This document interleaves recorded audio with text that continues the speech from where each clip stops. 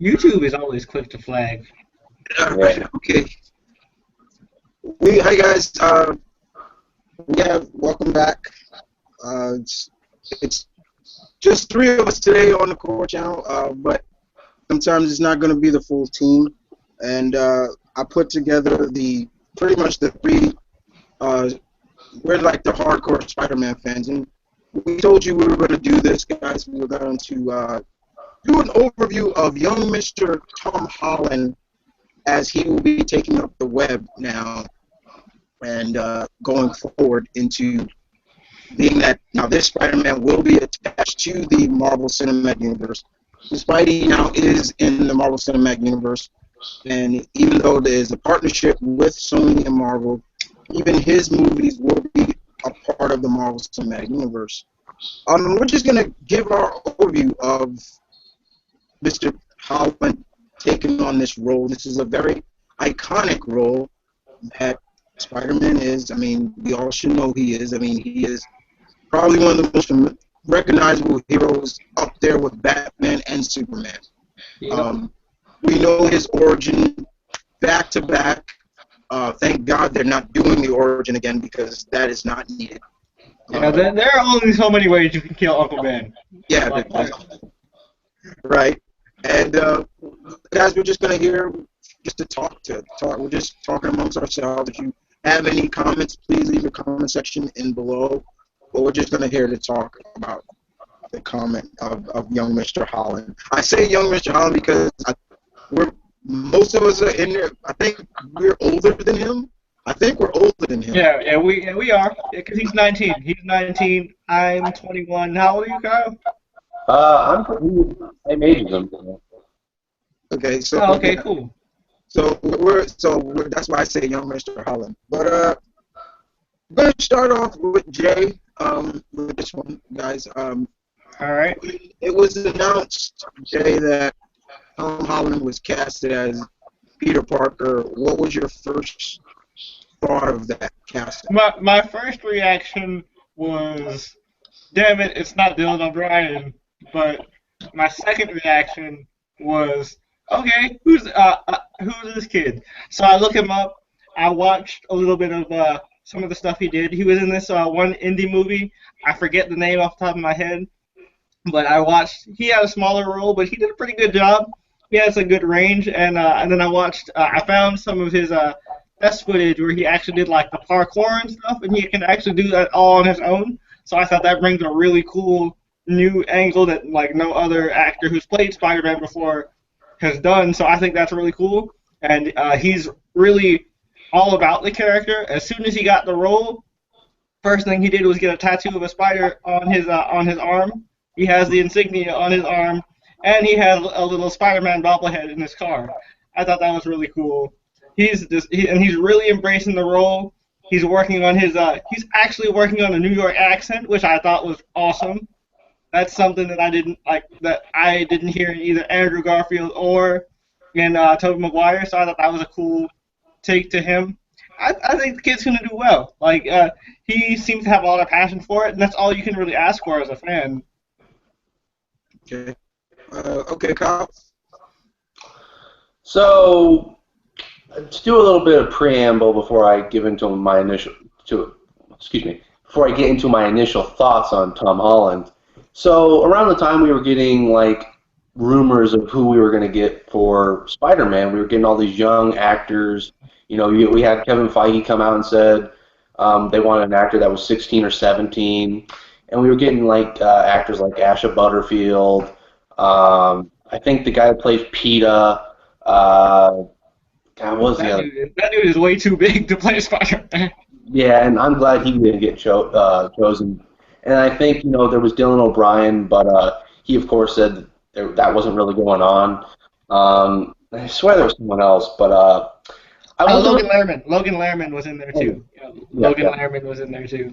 Yeah, and I wasn't really excited. I didn't really feel for any of them because I will admit I was a bit upset that Andrew Garfield got just tossed aside like garbage. I liked him in the role, and he got a bad he got the bad end of the stick. I mean, whether he liked the Amazing Spider-Man movies or not, it's not his fault that. It's not his fault at all. Like that's like people blaming Ryan Reynolds for Green Lantern. Like Exactly. that was not his fault at all. And look at him with Deadpool. Like he's fine now. Exactly, and so I was a bit bitter, I guess you could say. But then the casting for Tom Holland came out, and I know a lot of people wanted Dylan O'Brien. I haven't seen any Teen Wolf, so I can't, say anything. And the only thing I've seen Dylan O'Brien in was that one other book movie that's Maze Runner. Maze Runner. Yeah, Maze Runner, and he didn't have anything Peter Parker to him. He was a good actor, but that's just I haven't seen him in Teen Wolf yet. When I saw Tom Holland, it took me a day to kind of, I guess you could say, form an opinion. I wasn't angry or anything. I just kind of took a day to, I guess, research on the actor. I looked up some, like Jay said, like he did some backflips on Instagram. I looked up some what movies he was looking at. He'd been in. I didn't watch any of them, but just to see what his credentials were. And then, I looked at some comic books and to see maybe does he look like Peter Parker, and he actually does. And I saw a couple of videos of him where he's actually really funny. He did the whole Taylor Swift thing, and he's really funny in that.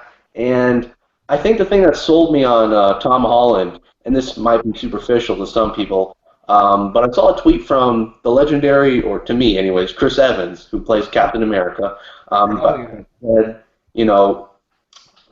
congrats to Tom Holland, well deserved. And my initial thought was, this guy is Captain America. This guy is exactly Captain proves. Yeah, so it's like I'm all in. It's like the chips are down. I have some faith in him. At least to that point where Chris Evans says congrats, well deserved. I'm happy about that. So I was positive about it. And I'm looking forward to it. So that's pretty much it for me. Yeah, like both of you guys said, I wasn't the biggest, fan of, seeing Mr. Garfield leave, because I too enjoyed what he contributed to Spider-Man. Spider-Man has always been, and still to this day, is my number one hero before everybody else. And I thought he did a very good job of portraying Peter. And, some people say, I've heard some stories of, heard people say, Amazing Spider-Man made Peter too cool. I was like, okay, what does that mean, too cool? Like, he was growing up, so he had him be what he is. I was not really I never really saw Asha Butterfield. Am I saying his name right? That's the name? Asa Butterfield. Asa Butterfield. Yeah, I never really seen any of his work. I mean, I may have looked at a little bit of the movie he did with Harrison Ford.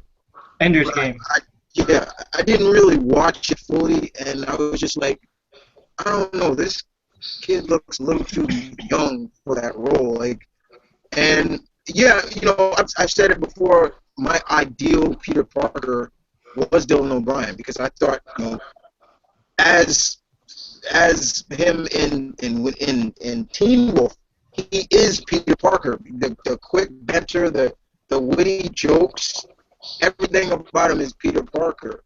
Yep. But he's even in love with a redhead. He's even in love with a redhead. And so when Tom Holland was casted, I too did my research on this guy, and I was just like, okay, let me look him up. Let me see what like his cinematography. What did he do? And a lot of it is very indie based. I know he did a movie where it was based off the 2004 tsunami in Indonesia, I believe, something like that. And I didn't watch it like Kyle, like you said, but once again, they said that he was tested with not just Chris Evans, but also Robert Downey Jr. Yeah, RDJ, and they said he just clicked with both of them. So it was those screen tests with both, kind of, you could say, the main faces of the cinematic universe. He just clicked. You know what I'm saying? He just clicked, and it was just easily like, okay, we found our Peter Parker. I saw the screen test of him doing his flips and stuff. I'm like, okay, this kid can do actual flips. Like, I hope they allow him to do it. I hope they don't pick a stunt double. I mean, probably for the most dangerous stuff, yeah. But if it's more like he can do himself, yeah, let him do it. You know. And this is the first time I'm actually hearing that he's actually working on a real New York accent. You know, this coming from two New York boys ourselves, Exactly. you know, so it's like, okay, you're from Queens. I mean, I'm not saying that every New York has that straight up New York accent, but it's you would figure, like, give a little bit of education, like, this kid's from Queens. Let him listen to I just need to hear that line. Hey, I'm stuck here. yeah, or something like that, because I've always said it, being that he is British, I believe. So, and I've always been a case of like, look, when these actors or actresses from Britain, Australia, when they play these American characters, I'm not really against it because there was a actor known by Michael Hurst who played Aeolus from the old Hercules, the legendary Hercules. He actually said it's really easy for most of us New Zealanders, Australians, Brits to do an American accent because we watch a lot of American TV. So it's the only person that can't do it is Jason Statham. Yeah, he's one of them, but I'm fine with that, and I'm looking forward to seeing what Mr. Holland will bring to the dance as Peter Parker. I want him to bring his own take of the character. I don't want him to necessarily feel that he has to be an homage to Tobey Maguire. I don't want him to feel that he needs to be an homage to Andrew Garfield. And I don't even want him to make an amalgamation of the two movie actors that have played him before. It's promised that every actor who's played Batman has brought their own flavor to the character. And some were good, some were but with Mr. Holland, young Mr. Holland, I think it's definitely a case of, hey, he could do it. Just let him be. Let's see where he goes. Like Kyle said, if you're getting Captain America himself saying he can do it, hey, get behind Cap with that. Yeah, I trust Chris Evans. Chris Evans owns his character. Like, at first, nobody thought Chris Evans was going to do well in Cap. It's like, oh, it's the guy from Not Another Teen Movie, and he was the Human Torch. But now he is Cap. Like, there is nobody else. That's just how it is. It's like some of these characters, and with Chris Evans, getting off topic, but yeah, with Chris Evans, I was probably one of the few people that once they announced that he was Cap, I automatically said, perfect choice. Perfect choice. I knew he could capture Captain America, and he did. And he's kept saying, and he said before, and he says he wants to continue to be Cap. And hey, let him be Cap. Extend his contract, Marvel. Like, let him be Cap. I don't really necessarily want to see him go, but if he can still do it, let him be. I mean, and that's the same thing with Tom. He's signed up for what they're saying 3 movies. I think he has either a 7 or 10 year contract. Yeah, so initially like 3 movies, I guess, for his run. We still don't know what they're gonna call the movies. I hear Spectacular Spider-Man. They're probably gonna still use the other adjectives. They also said Avenging Spider-Man or Spider-Man the New Avenger, like one of them. Something like that.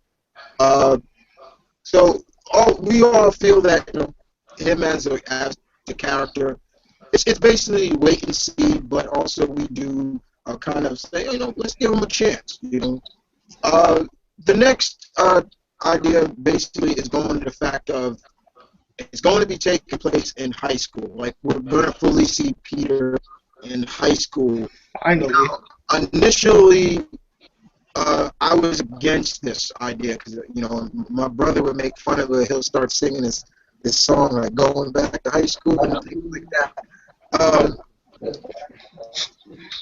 Yeah, but I initially feel that if they're trying to build Peter up, like we're gonna have a real, authentic teenage hero, like we'll see him grow into the character, similar to how we saw Daniel Radcliffe and Emma and all them Yeah, grow yeah, and up Harry and Potter. on the rise in the Harry Potter series. That I think that's what that Marvel is trying to do with this. I am not against it as I was before. I'm now kind of looked at it more of an open mind, like, okay, let's see where we go. Because, because let's face it, in all of the previous Spider-Man movies, Peter, when that's not necessarily in, it was almost like he was getting out of high school, like in the He's in next. high school for 2 movies in Yeah, each of those franchises. Like he was in high school for like not even 30 minutes in the first one. Like in he was. the first movie, I was just like, wow, they actually got him in high school. I mean, I mean, Toby don't look like a high school kid. I was like, shouldn't it be? I thought it was at first. I thought, oh, they're gonna just put him in college. He's not in college. He's in high school. And They actually, a funny story about that. They actually filmed that one, the first movie, like that cafeteria scene. That was actually my mom's old high school. oh, wow, cool. Yeah, And then we got Amazing Spider-Man, and then he's somewhat in high school in the first one, and then by the second one, that he's graduating. It was just like, so I'm all about now. Okay, they're going to explore him. He's got a superhero life, but he's also still a teen going through the days of school.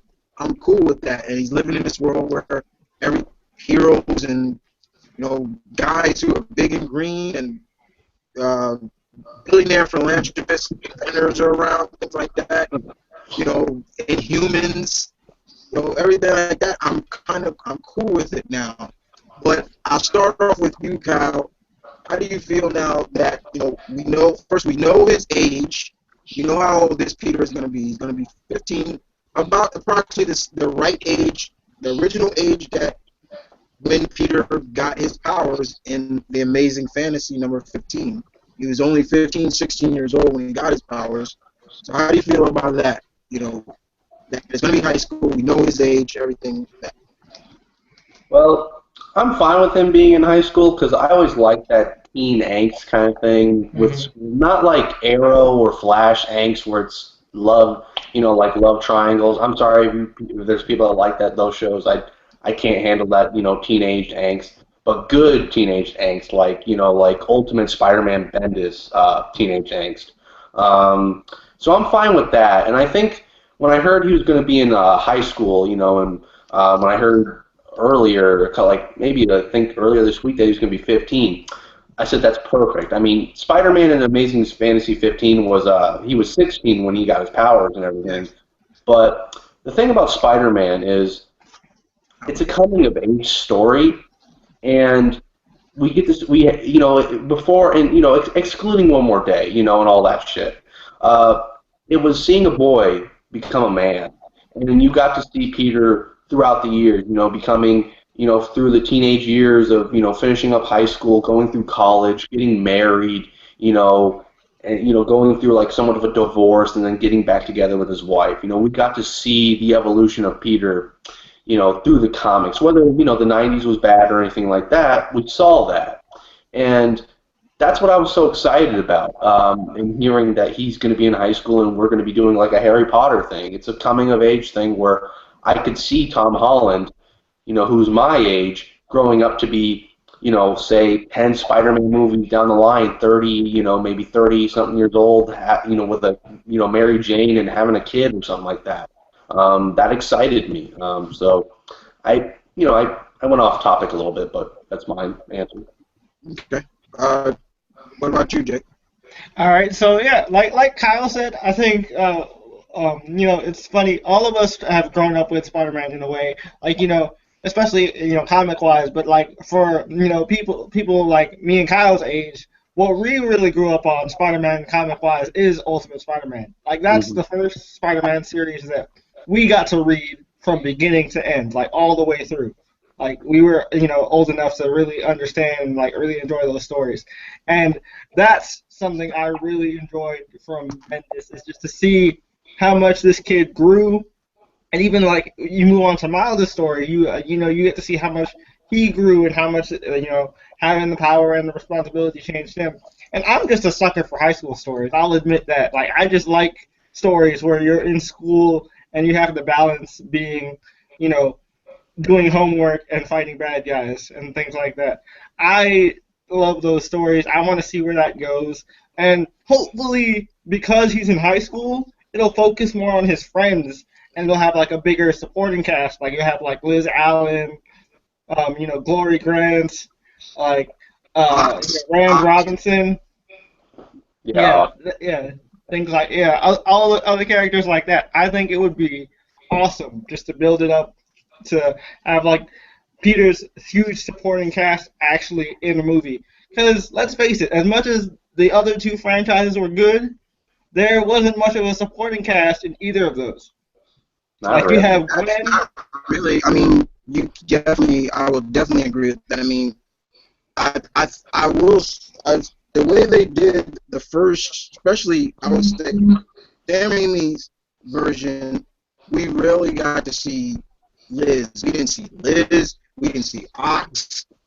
We saw Flash, and he was just like the stereotypical bully, and it was like that was it. You know, he was basically just in one scene. Yep, When Flash was just Biff. That's all it yeah, was. It was with Biff. Amazing Spider-Man, I was happy that they actually put a little bit more emphasis on Flash in that. Like, you got to see Flash a little bit, and then look at the end, there was even that part when Uncle Ben had died, and Flash came up to Peter, and Peter yoked him up, like, and he's like, "Look, I'm not here to fight you. It's like, I'm just here to, I heard, I'm sorry, And then at the end, what happened, you see him, Ray Parker grabbing him, and he's like, cool shirt, and I wanted that. I want to see more of that with a coming-of-age Spider-Man story of, seeing Peter and Flash grow up. Started out as the bully to Peter, but then they became real good friends. I want to see that. I want to see Liz.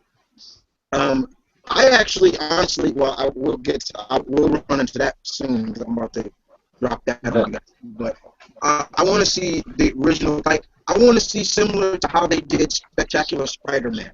Yes. That's how I want to see a coming of age. I want to see them do this new Spider-Man.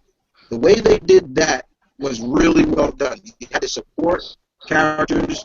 You had the support characters from the Daily Bugle. Betty Brant and all them, everybody like that. Then you had the high school supporting characters. Even with Harry and Liz and Ox, and they put Hobie Brown in there.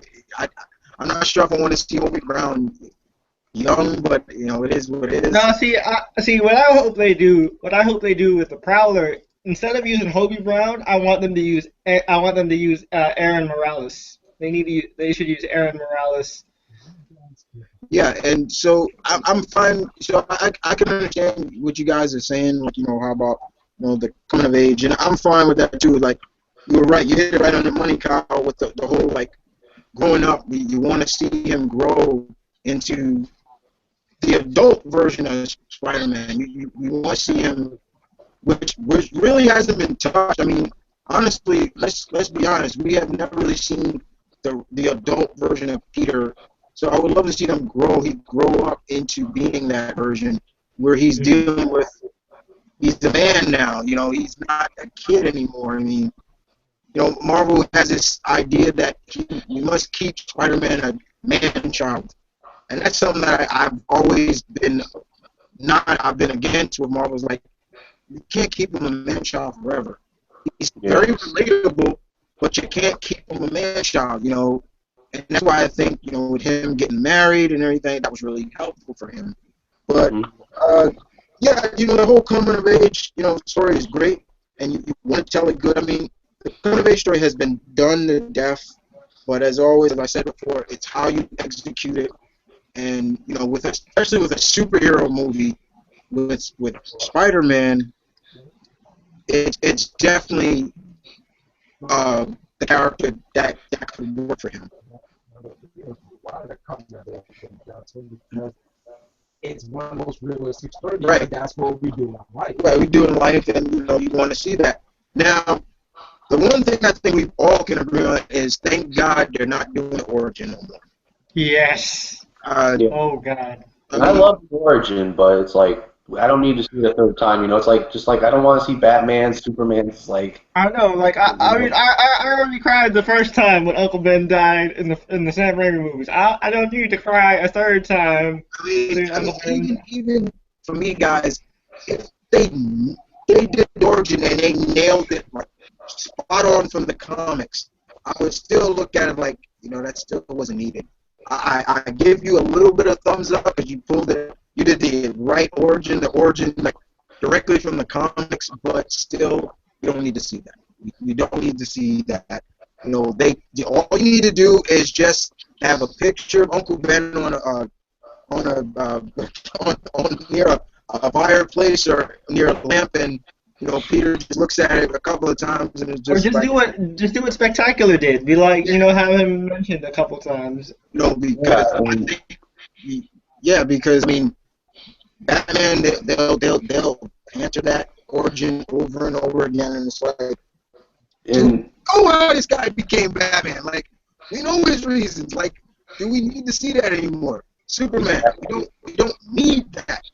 The only time I think origin is needed is for a character that is not really in the public eye as much. And so, but with Spider-Man, his origin is embedded in our heads that it's not needed. Exactly. So embedded, not needed. So I'm glad that Kevin Feige came right out and said, "There's no origin." Yeah. And also, sorry. Quick, huh? And also, I'm glad they're not doing it because Spider-Man origin stories, the first one, the Tobey Maguire one, is kind of like extremely generic. I mean, you look at a Spider-Man origin movie, to general audience, it's like, oh God, the most generic, superhero origin story ever. People don't like seeing that story, like you're saying over and over again, and it kind of set up the generic superhero movies we got afterwards. I mean, I love Spider-Man 2, but I don't like Spider-Man 1 that much, and and I don't like so I think that they were smart from getting away from that, going away from generic right off the bat. Yeah. And I mean, you can only do the origin so much. I mean, the first Tobey Maguire movie got a lot of it right, like from the 60s because Sam Raimi loved a lot of that. But, Andrew Garfield's did Ultimate Spider-Man's, and it's like, you want to do another retcon version that Marvel did? It's like, there's a couple others that aren't that great, so I'm glad you just stuck with those ones. I can definitely agree with that, Kyle, because you look at that origin of, Uncle Ben, getting shot or killed, basically, he dies. We look at the first Sam Raimi's, he was carjacked. Mm-hmm. And he was killed in the carjacking, and I'm not saying that's unrealistic. That shit happens. Shit like that can happen in actuality, and still, that was very. The first time you see that I remember the first time watching that I did shed a tear. I was like, okay, that's emotional. Like, you got Peter come, and then he's looking for it, and he's yelling he's talking to Uncle Ben, Uncle Ben. Ben's eyes are going back and forth, like, where are you, Peter? Then he locks on him, and then he just says, Peter, and then he just starts crying, and it was just like, okay. Then you do the Amazing Spider-Man, and it was more like Uncle Ben is out looking for Peter, and and then he gets caught, and he was in the wrong place at the wrong time. Okay, did he get shot? Okay, but still, it's still to the point, it's like, what more can you do with that origin that can literally affect people who are fans of this character? I mean, what more can you do? Blow him up? Like, there's something like you cannot kill Uncle Ben any more ways than you already have. Like, he's exactly. like, it's like the origin is not needed anymore. I mean, just because he was killed. Okay, but everything like that is like, look, it's done. The origin. So I'm glad that they're not doing that origin anymore. I really wish Snyder took a little bit of like, okay, we don't need to do Batman's origin anymore. We don't need to do that no more. But we saw it in that trailer. They're gonna show it, and it's like, God damn it, like why? Like, Yeah, but you know, and so it's not needed. I, I could imagine Marvel Studios if they did an origin story going, oh yeah, Uncle Ben died in the attack on New York or something like that, like Loki's invasion and all that. It's like, oh no. If Yeah, we're gonna talk, if we're gonna talk about origins, I honestly would like would like to see Richard and Mary as Shield agents and getting killed by Bucky. That's the one thing I want to see. yeah. Now, see, that's where I'm definitely kind of glad you kind of witnessed that now because the next thing we're going to talk about is who they casted as Aunt May. And being that this movie is kind of, they talk about the comedy is going to be there, I can damn sure believe that you're going to have a lot of comedic jokes with Aunt May because, first of all, we've had the first woman to play Aunt May. She was the traditional Aunt May, the right straight out of comics. Yep. Rosemary Allen. That was her name. Yeah, I think that's Rosemary Harris. Rosemary Harris. Thank you. Spot on. You know, your traditional aunt, like somebody like an elderly aunt, and I was like, that's like an aunt I have. I have a very elderly, sweet aunt like that, and I thought she was great as Aunt May. You know, and still to this day, that hero line that she says in the second one still connects with me today. It's like, God damn, that's a powerful line that she says. Sally Fields has a really good one too, in Amazing Spider-Man 2. Yeah, and then go from Miss Rosemary to Sally Fields, a legend that she is. I mean, she is a very legendary actress. We know her. Some people may not know her by all her movies, but a lot of people say, hey, that was Forrest Gump's mama, which is true, you know, and she's a very talented actress. So when she was casted as Aunt May, I was like, okay, all right, cool. And she's more of an amalgamation of Ultimate Aunt May. And I liked her version. You know, she was kind of very out there, outgoing. She was very forward sometimes. Like, she didn't like something, she would gladly say it. You know, we saw that, like, especially with Peter's dad. Like, she was like really kind of really if we talk about good lines, like Sally Fields' whole dialogue with Peter when she says, "No, you're my boy." That was a good one. That was a good one. That got me when she's like, "No, I raised you, not them. He left. I stayed with you. I raised you. Right. I was the one who, wiped your nose and stayed with you when you were sick and all that stuff." I was like, "Oh man, Aunt May just hit you right there." That was very good line. Now, with the new Aunt May, we get another actress that I have followed for years. I followed her from her small screen, her television debut, to now how she transitioned into the big screen. She's a very talented actress. She is an award-winning actress. She is a New Yorker, and that is Marissa Tomei. And now she's more of the character. She's always playing the role of hot. Like most of the roles I've seen her in, especially movies, she's always playing that hot older woman next door that you like. That's another thing I want to say. Like, Aunt May is getting progressively hot. Like, yeah. So we've seen that. Now, for me, guys, I've seen her. The first show I actually saw her was in the show called A Different World, and she was in that show. It's about a coming-of-age story of college life in a fictional college known as Hibbleman in Virginia. And she was really good in that show. And I was like, who is that? And I follow her ever since then. I follow her from my cousin Vinny to The Wrestler to all these other movies. She was really good in The Wrestler. I like her in the movie she did with Mel Gibson when he could hear women's thoughts. I thought that she was. So that's crap. I know what you're talking about. I know it. I don't know when they're in that movie. It's gonna bother But me. she's been really good, and she's only 50 years old, but she damn sure don't look it. Now, I say that because I gotta believe that there's gotta be a line in there that are his Peter's friends or his classmates are gonna like, dude, that's your aunt.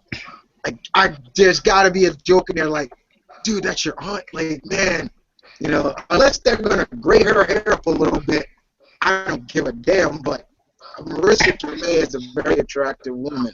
I'm not gonna lie. It's like you cannot have some kind of joke in there that doesn't say that. But the reason why I think they because of the fact that not only is Peter Parker supposed to be in Civil War, but Aunt May is supposed to be in there as well.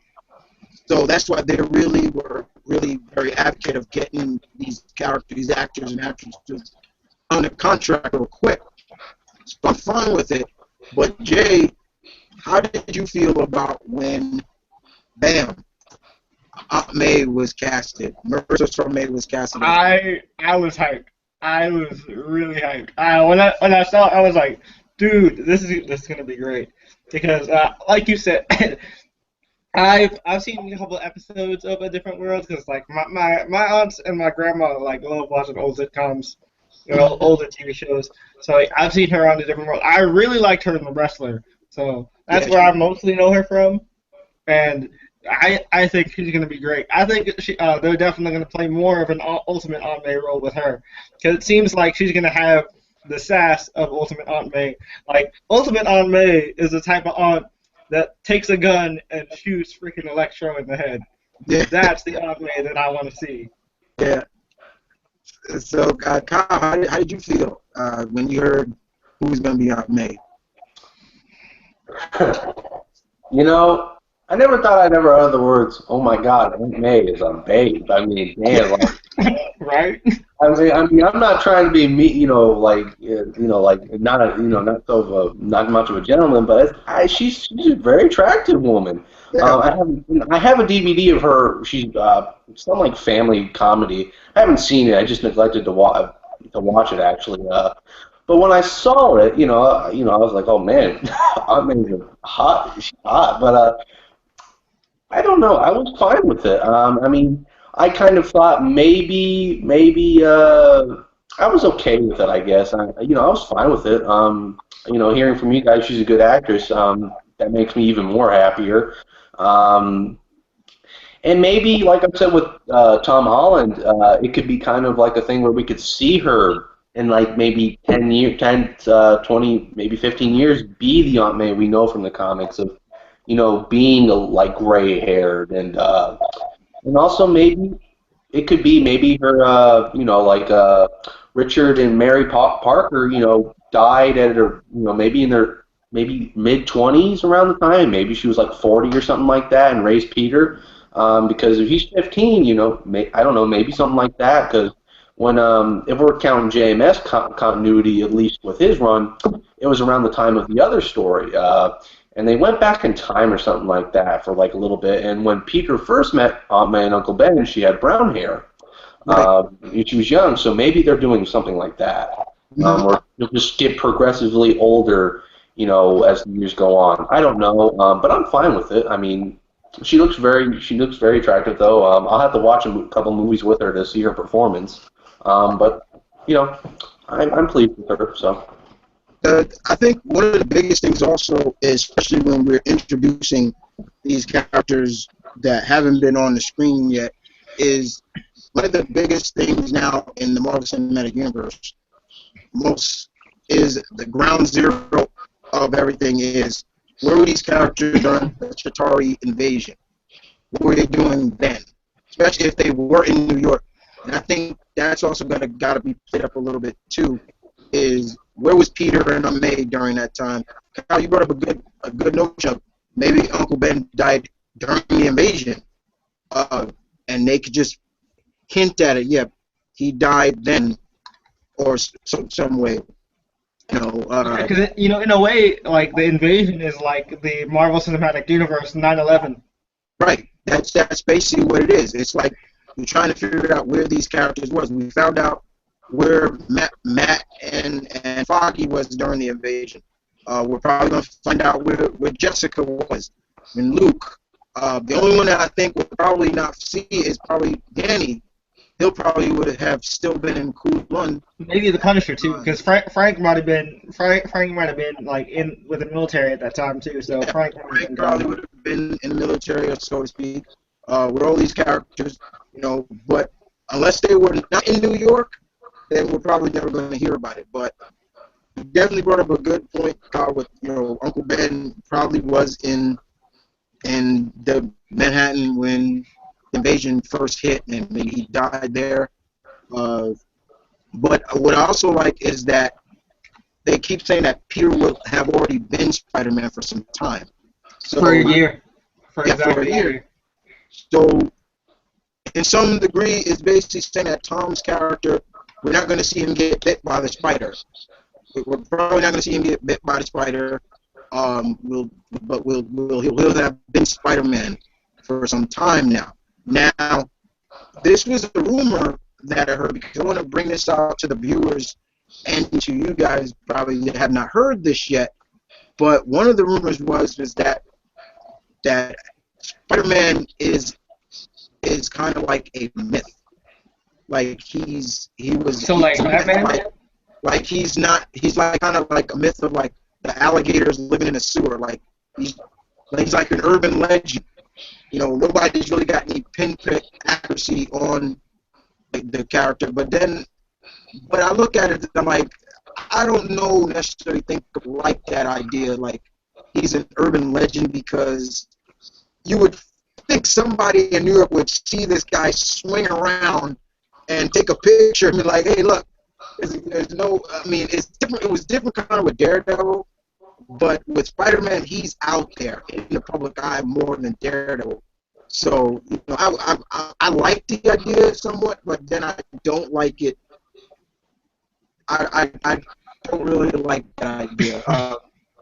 So I'm gonna start with Kyle on that. That rumor. How do you feel about that? Do you like that, or are you kind of like me? I mean, in fact, it could be, a myth.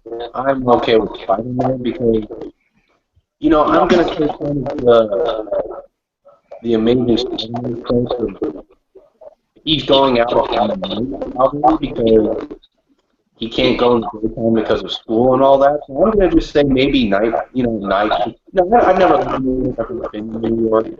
So I don't know if you could see a guy climbing on the wall and swinging up in the the night sky or something like that. But I'm okay with that to an extent. They didn't have Spider-Man from the beginning, which sucks for them. But so they're trying to integrate him into the MCU as nicely as they can. It could be a bit flimsy, sure. I'm not exactly sure how I feel about it. I'm about 50-50. I mean, I'd have to see how they handled it. I mean, if he just shows up in Civil War and it's like, hey, Cap, let's fight. It's like, wait, where have you been this whole time? Like, where were you in Ultron? It's like, where were you in Ultron? Was like blowing up Sokovia and like fucking launched the continent up. Like, you could have helped out. But I mean, if he's like kind of low grade, kind of at the moment, maybe. I'm okay with that, I guess. I'm 50-50. I'd have to see how they approach it. So that's about it.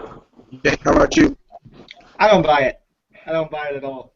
Like, for one, like, this is a kid in red and blue long johns swinging around broad daylight in one of the biggest cities in the country.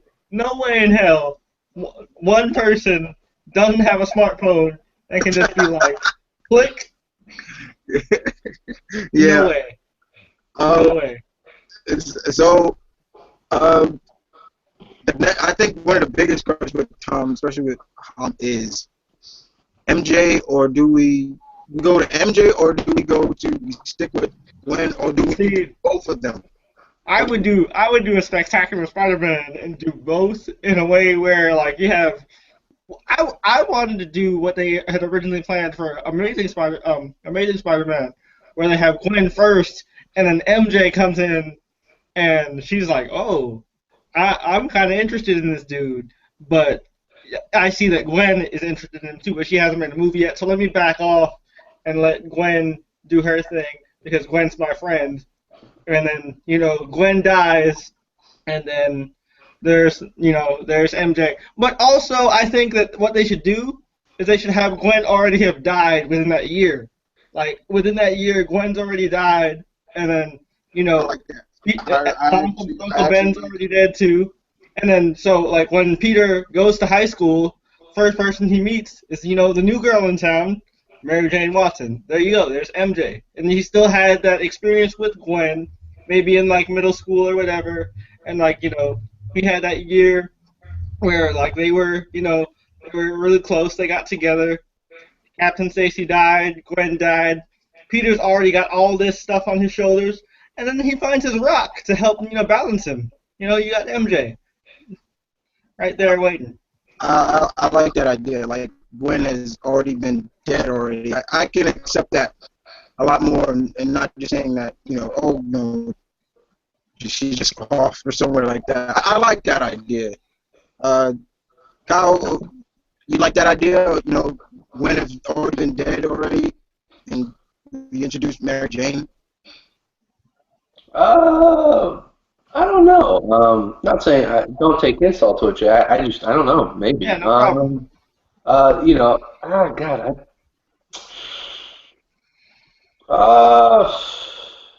Yeah, I don't know. I mean, maybe that could work. I'd have this, like I said, it's all kind of like with the myth thing. I'd have to see how they deal with it and how it would work in the film. But I don't know. I'm a bit 50-50 on that. It's a good idea. I just don't know. I kind of,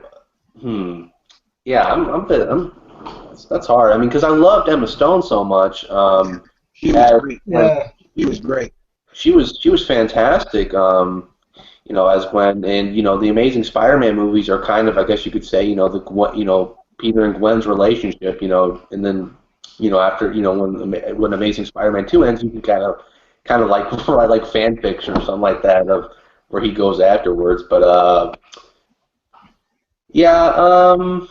don't know, maybe I'd like what Spectacular Spider-Man did, where like Gwen and like Harry are his best friends, and we kind of do the thing where they date. Like MJ comes in like she did in the comics, and she's like his friend, and they maybe go on a playful date, or something like that, or something like that, like as friends. And then when she does die, do what MJ was originally in the comics, where she was his rock, where they don't date right off the bat, because the one thing MJ is not, she is not a rebound girl. She doesn't have that at all. We're not talking Dan Slott and MJ. We're talking MJ. You would not have that. She's sloppy seconds, basically. Yeah.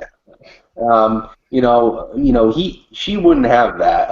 So just have them be kind of close. I've maybe a year or two has passed since the next film. If she we see her die, because I want to see the death of Gwen Stacy. I liked it in Amazing Spider-Man 2, but I want to see it kind of a bit better, not as convoluted, because while I do like that, it's just like Green Goblin shows up out of nowhere. He's like, Peter. It's like, how do you know he's Peter? There's no plot line with that. Peter's looking at him. Peter Parker. Yeah. Okay, Kyle. Yeah, we've talked about this before, Kyle. Our conversations where we joke about it, and like, true. Harry, as Goblin comes down and he sees Gwen, and he looks, and it's like he puts two and two there. All right, Peter. If you think about it, though, to defend Harry in this situation, it kind of makes sense, because Peter told him about Gwen. He sees Spider-Man so nervous about Gwen's safety. I'm pretty sure you could put that together too. Yeah, but I get it. I get it, but just the way they did that, they executed that was just kind of bad. Like, yeah. And when he just instantly grabs her, and then he takes her up to a clock tower. Now, I'm not gonna lie, the scene of her crying It was That made me cry. That made I I literally got stood me. up when she cracked her head. I said this in the theater. I got up and said, "Fuck." I just said, "Oh shit!" And that was it. But it was that I liked. What really sold me on that scene was the webbing scene. Where you literally It see was the yeah. It forms a hand. Yeah. and like I'm gonna grab you. I thought that was. I would have loved to see more. I mean, Andrew gave a very emotional scene where he's holding her. I really wish they'd have had the stereotypical yell. You know, it was. I hear it's in it, but they just didn't do it. But with and, but with a new Gwen Stacy's death, if they do that, you know, with Tom, it would be interesting to see, like, okay, bam, there's the death, but then that also will say that, yes, that Goblin has already been in the movie, and that's if they do Goblin, because we're going to talk about villains, and I just saw somebody leave a comment, Jared Flowers actually left a comment. I think he's asking about villain wise, but honestly, I don't really want to see Goblin. I'm sick and tired of Norman fucking Osborn. But I think the reason why is because as much as we hate the Joker, Goblin to some people's eyes is the Joker of Spider-Man, and I don't necessarily. I would say more Venom is that. Yeah, I don't agree with that, but I will say that he is one of Spider-Man's oldest villains. Although one thing I will say though about Norman, like now that they have Spider-Man in the MCU, they can do Hammer. They can do freaking. And that's the thing. Is one of the things I like about the fact that they kind of share now Spider-Man property is the fact that you can do a lot of things that Norman did. I necessarily don't want to see him actually be Goblin. I'd like you to see him be the Norman Osborn he was during the Dark Reign. I don't know if you guys heard this rumor, but there was a rumor going around that actually Norman Osborn was Oscorp was a startup company that Tony Stark helped fund, and then when the invasion happened, Oscorp really started to boom because of the relief efforts, and that's what they mostly did, and then they ended up going into weapons and stuff. So that's how Tony feels indirectly responsible because he funded Oscorp, which ended up giving Peter his powers, which is that's the whole rumor going around how Iron Man's connected to Spider-Man. Okay. Yeah, and Jay, can we go back to your one idea about Gwen being dead in that 1 year? Because I think I found myself a way where I could be 100% cool with that. Okay. And I hope you don't feel insulted like at all. I think that would be cool if Gwen was dead, only if, and I know Chris won't like this, but maybe I can tie it into Chris's, because Chris said he wants Dark Reign Norman Osborn. Now say we do a Dark Reign Avengers movie down the line. I would like it if Peters knows who Osborn is, Green Goblin, all that shit, all that good stuff. He knows that he killed the woman he really did fall in love with. Say like they've been like childhood friends or something like that, and then they fell in love with all that stuff. What happens in an Avengers movie or something like that? They go, yeah, or told someone, whoever's in these Avengers movies 10 years down the line says, yeah, this guy named Osborn, and Pete's like, wait, Osborn, and we get a flashback of him holding Gwen and and all that. Like that would be good. Like I would love that. Like just something like that, and you maybe see, Osborn maybe on the glider, or maybe you can do that would be. I would like that. Also, oh my God, Ultimate Goblin would be scary as fuck. Yeah, we're not. It does make you exactly wonder if they do Goblin, which Goblin are they gonna do? Personally, I think no more Power Ranger as Goblin. I'm tired of that. I'm tired of that. I'm sick of that. Because to me, the real Goblin, what could have been done, it was plausible. I see the video where they actually had the real costume and the mask and everything. I was just like, they could have did it. And I don't understand why they went this whole Power Ranger-esque where it was more willing to fold using body language to show what he mean, and then when he showed his eyes, he just showed his eyes, and then once again you kind of give a amalgamation of Power Ranger-esque Goblin and Dane DeHaan looked like a fucking meth head. Like, yeah. I mean, let's face it. Personally, I don't want to see Harry as Goblin. I don't, because honestly, both movies failed with Harry as Goblin. Okay, I'm just keeping it real. They failed with Harry as Goblin. First, you got Back to the Future, Harry Osborn Goblin with his hoverboard. What is this? I was like, I'm thinking I'm looking at, I'm like, where's Marty McFly on the hoverboard? Like, you know what I want to see though with Harry, like later down the line, if they do the Dark Reign stuff, I would love to see Harry as American Son. Yeah, I'd take him as American Son. That'd be kind of cool. Then he did this with I'm forgetting the actor's name who played Harry in Amazing. That's Dane DeHaan. Dane DeHaan. He comes off just looking like a green-skinned meth head. Like, and, he just looked like a meth with like his teeth. His teeth is what made me think of a meth head. Like his teeth are all falling out.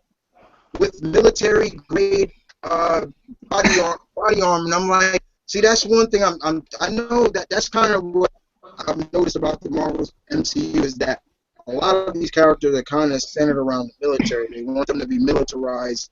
Iron Man was the same way. Even Ant-Man, to a degree, they wanted them to be militarized. And I definitely think, they will try to do that with Norman with the body armor. But I'm like, God damn it, there should be one where he has a suit where he didn't give to the military. Like, I just gave you pieces of garbage, but I left the good stuff for me. And it's like, I really don't want to see Goblin. I'm just being honest. If they do Goblin, then I would want to see Ultimate Goblin. He looked like a demon.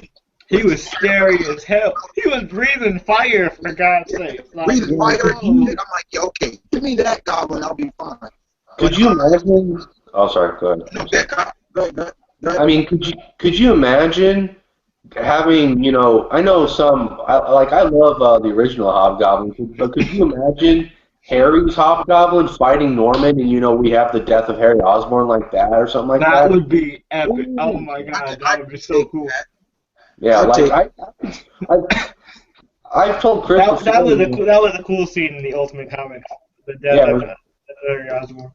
It was very impactful as well, and I've always had this weird idea in my mind that like if I was to direct a Spider-Man movie, that would be how they would fight. Their last fight would be with Norman. Like I would do, like my final Spider-Man movie would be like a love letter to Bendis' death of Spider-Man. But I would have Harry come in and help him out for that final fight, and probably get killed. And that would be really cool to see. And you'd feel for Harry because that's why I would love to see the Spectacular where he's your friend throughout the film, and he gets a bit corrected, and then he comes out and he helps, and he dies helping his best friend. But yeah, I definitely take that. It makes you wonder how much of the supporting cast will be in this, and I'm hoping that with the combination of Marvel, that they realize that okay, we can't do the same things that we've done with the previous movies. We have to be a lot different now, And I think a big key to making this successful is taking some of what made Spectacular Spider-Man cartoon so good and taking what made the original run of Ultimate Spider-Man so good. In terms of villain-wise, I really don't want to see the same villains done all over again. I mean, we've seen Goblin done to death. We've seen Ock, and I'm not going to lie, Alfred Molina did a great job as Ock. I wouldn't mind seeing Ock again, but they did Lizard. I wouldn't mind seeing Kirk Connors, but I'm not saying I wouldn't necessarily see the Lizard again. But if they drop hints that he could be he could come from this character like you see him. They could just do it like Spectacular Spider-Man did, and just do that. Yeah, like like him. You see him hinting on working on the formula, trying to remake his arm or something like that. But rumor has it. Oh, sorry. Rumor has it is that the rumor is that for the first villain is definitely maybe one of my favorite Spider-Man villains, Sergei Kravinoff. Yes. If they do, I've been wanting Kraven for a long time. And honestly, Kyle, I've told you before, they could easily do the formula that gives him his abilities, just like how they did Captain America with the Super Soldier Serum. Yep. They could. I don't want to see cat version of Kraven. I hate that version. Now, have you guys seen the Amazing Spider-Man 2 video game? Yeah. They need to do that, where like Kraven is like Ra's al Ghul to Spider-Man, where he trains Peter because he wants to have the perfect hunt. He teaches Spider-Man the skills of a hunter, so that when Kraven goes after him, he'll have a more even fight, and it'll be a more interesting hunt. That would be really cool. I wouldn't mind that.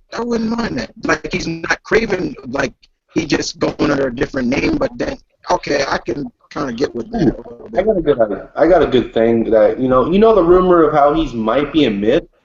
And if Kraven is rumored to be in this, what if he came to New York because he heard stories about Spider-Man and wanted to see if he was real, and if that's how they would play that, I would totally take the myth thing. Yeah, that just leads to Kraven. I think that would be interesting. Like, if it's a myth, but also Kraven is looking at it as if he can take down this guy, then maybe he'll go after somebody who's kind of been out there a little bit longer, like maybe a Captain America or I say this with the emphasis of maybe, but maybe the Hulk or somebody like that, like or maybe even like Black Widow or something. Yeah, like he wants to. Yeah, he wants to hunt, or there could be so much they could do with it. But if it is Kraven as the first villain, okay. I wouldn't mind seeing Mysterio. You know who I want to see? As Kraven? Gerard Butler. Gerard Butler would be the perfect Kraven for me. I think we've all said Gerard Butler at times, especially how he looked in 300. He looked just like Kraven. Yeah. What's his stance on superhero films? I mean, does he hate him? Or does he not? That's a good question, Kyle. I'm not really sure because let's face it, 300 was a graphic novel, so I don't. Yeah, and I mean, let's face it though, Kyle. Like every actor says, "Oh, I would never do a superhero movie." They end up doing it anyway because they offer them a lot of money. That's true. Look at what was it? Russell Crowe. He said, "Oh, I don't want to be Wolverine. I'm not doing a superhero movie." Look at him. He's Jor-El. Yeah. And I think what also is it's also these movies now are the it factor now, and most of these actors and actresses, they want one of these movies on their resume. Like, yeah, I did that. I was in that movie. And also, it's freaking Spider-Man. Like, there's a difference between a more B-list character, but this is freaking Spider-Man. Yeah, I mean, honestly, I think Kraven definitely should be in one of these movies. It'd be good. Yeah. For especially Spider-Man, Kraven is on record to be one of Spider-Man's most deadliest enemies. I mean, this guy buried Peter, buried him alive. He's tried to ruin his reputation. He's nearly killed him a couple of times. He's killed his clone twice. Yeah, he's killed his clone. There's been a couple of things. But I wouldn't mind seeing Mysterio. Yeah. Mysterio is one of those on my list too. Mysterio is one I want to see. I would like to see old Fishbowl Head once in a while. I'd like to see him. To a degree, I want to see them actually do a villain like one of Peter's C-list villains in the beginning. Like, he just like somebody I could see him taking down real quick, like Sin Eater. Like, I would like to see like kind of like we keep going back to Spectacular Spider-Man, but I want to see like the Enforcers, like Fancy Dan. Oh, the Enforcers would be cool. Yeah, Yeah, like those are like C-list guys in a I sense. think it'd be cool if not in the first movie, but like Chris was saying, like if we hinted at like Doc Connors being like changing into the lizard, I think it'd be cool like maybe the third one. If we have like an opening scene where he's like kind of like trying to inject the cure into like Doc Connors, he's like, "Come on, work with me, Doc," and it's like that. It's like the Hulk fight.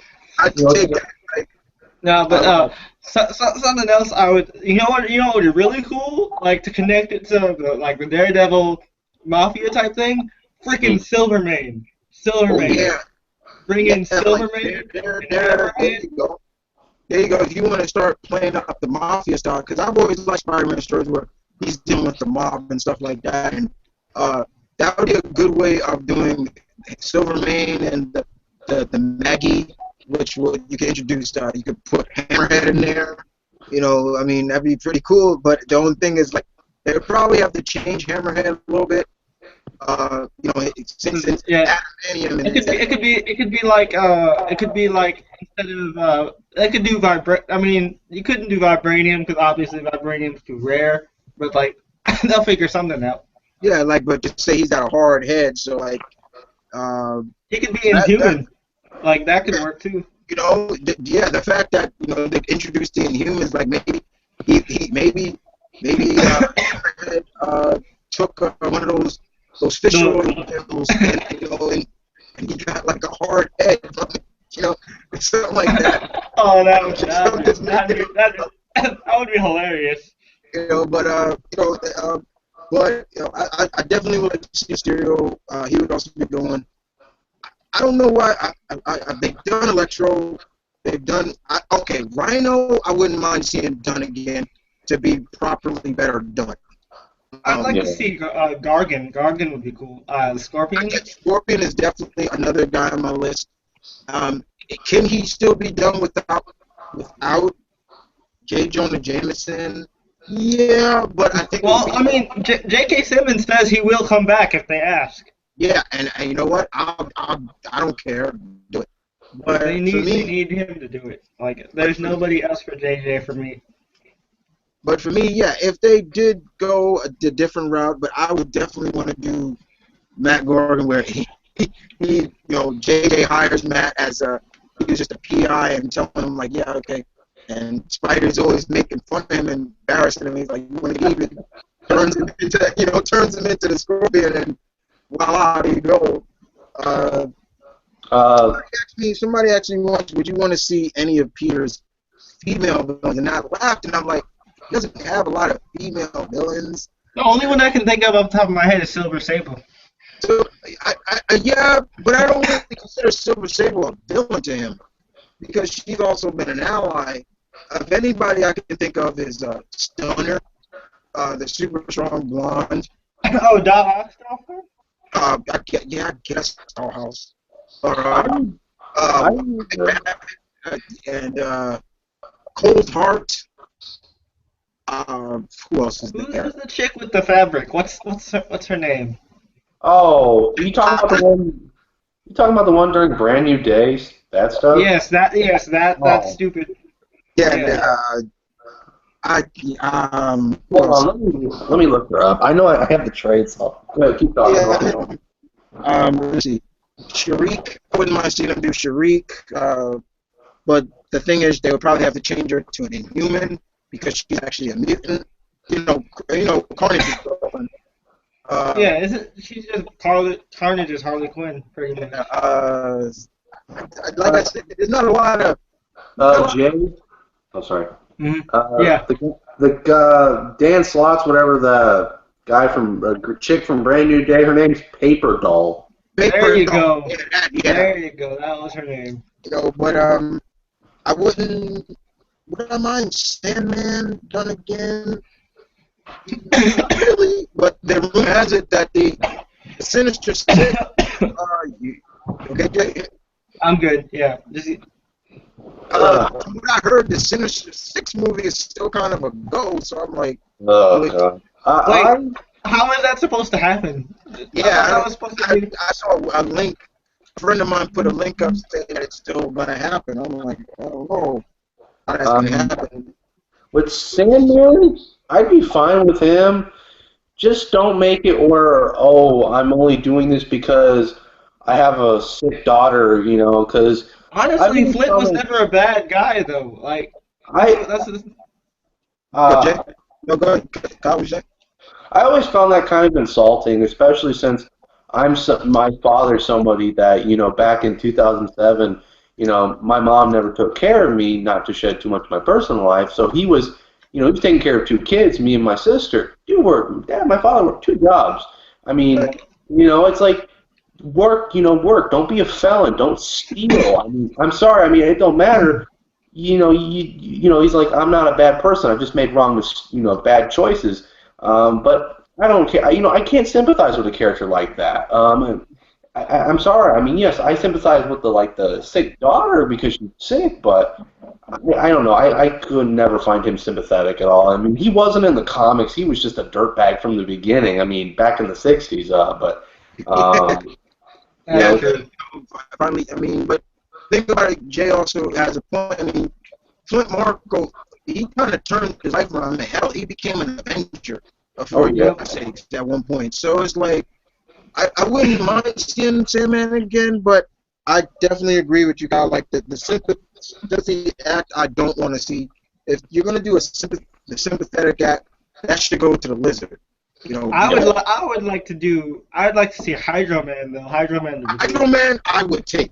Hydro Man, yes. I would love to see Hydro Man. Now, Maury Bench, yeah, I would like to see them pull that off because I would like to see him on the Thunderbolts if they ever do a Thunderbolts they keep saying. First of all, with anything, especially with these villains, I think what most of what we want to see is also Peter's brilliance and how he tackles these situations. Like, he has to come up with an idea to fight this guy. Like, when he first started fighting Electro, he made the insulated suit. Especially how he does it on a budget, because this dude is broke. Like, he's broke. And also, go. I'm glad Jay brought up that he's broke. That's something I've always hated about both the movies and the original Amazing Fantasy. I love, Stanley and Steve Ditko, and I know we weren't putting much thought into it back in the 60s, but this dude is broke. How is he going to be able to make something that looks like it took like more than $100 to make of a costume? And that's why I think maybe he should be a wrestler, because in the Ultimate Comics, because he got that costume from like a wrestling gig place, and it was free basically, and he didn't need to pay for it. That's another thing that Feige brought up. His first costume that we see in Civil War is going to be really, really like homemade. Like, it's going to look like a cosplay costume. Yeah, and that I think is also something that we all he's not Batman or Panther. He's got all that money. I mean, this kid is likely broke. Like, that hence when he wanted to join the FF, he asked how much he paid. Like, that was the first thing. Like, he was mad selfish in the beginning. He's like, so how much money do y'all make? How much do we get paid, buddy? Well, it's always about it was about money for him. But those web shoes look so upgraded that looks like something like a real scientific group would make. But he did this on some kind of budget where it takes just the right amount of pressure to shoot out webs. If he balls a fist, it just comes out. It was actually in the back of one of the comics one time. They explained what he used. He used like a bed spring and some sheet metal. Unless he's stealing stuff from shop class or something, that'd be something. But the costume, it'd be funny if he says, "Hey, I'm going to a costume party. You're really good at something. Could you make this for me? I drew it. That's kind of like how Batgirl got her costume. Yeah, can you make this for me? Or something like that. I've always wondered, and I'd be curious if they do that in the first Spider-Man movie, not just talking about his debut and, of course, Civil War, because I've always wondered, we all know his fellow webheads, fans of him, his webbing dissolves after an hour, and I've always wondered in the Spider-Man movie, does it dissolve, or is he just like, do we have to get like, like people with like getting on like, going up there picking the webbing off? Like, is he like number one on the like, just like he doesn't recycle webbing all up there? It's like, you mean like it's like confetti? It's Yeah. always No, it's like silly string. yeah, I mean that's a good question, Tom, because it is kind of it's funny, but it's also a good question because with Spider-Man's webbing, yeah, it was supposed to always dissolve after an hour. So nobody will stay up like all night. Like if he webs up a crook, the police just have to wait a few hours and they'll just drop or somewhere to be able to catch him. But I want to see spaghetti webbing come back. But They need to bring spaghetti webbing into the movies. But with his webbing, especially in Raimi's run, it was organic. So I wasn't a big fan of that, especially when they integrated that into the comics. And so that basically is saying, like, okay, that now depends on how healthy his body is. It's like, okay, if he's healthy, then it's very strong. That was gross. That was gross. But when he's sick, it's kind of soupy and stuff. But then in the amazing, it didn't really seem like it was webbing. It just felt more like it was like super hard glue, like super like gorilla glue or something like that. yeah. I mean, when it shot out, it and then it just stuck on that guy. But I definitely want to see. One thing I hope that Mr. Holland does, especially with the webbing, is we see him kind of be creative with his webbing. Like back in the old days of Spider-Man, he used to make stuff with his webbing, like bats and balls, and I was like, I don't know how this is really hurting guys. I want to see cool. I want to see impact webbing. Impact webbing. They've done impact webbing before, but I wouldn't mind seeing it again. I want to see like maybe he's falling from too high and there's no skyscraper, so he makes the web parachute. I love that, something like that, because I swear to God, if I see he's webbing and there's nothing to attach to, I'm like, where is he shooting it? Like there's a scene in Spider-Man 2, literally, where John Jameson is hugging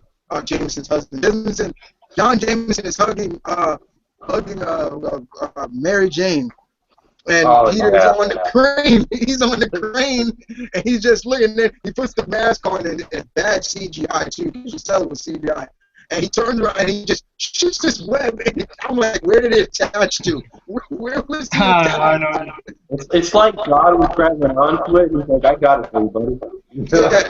Everybody gets one.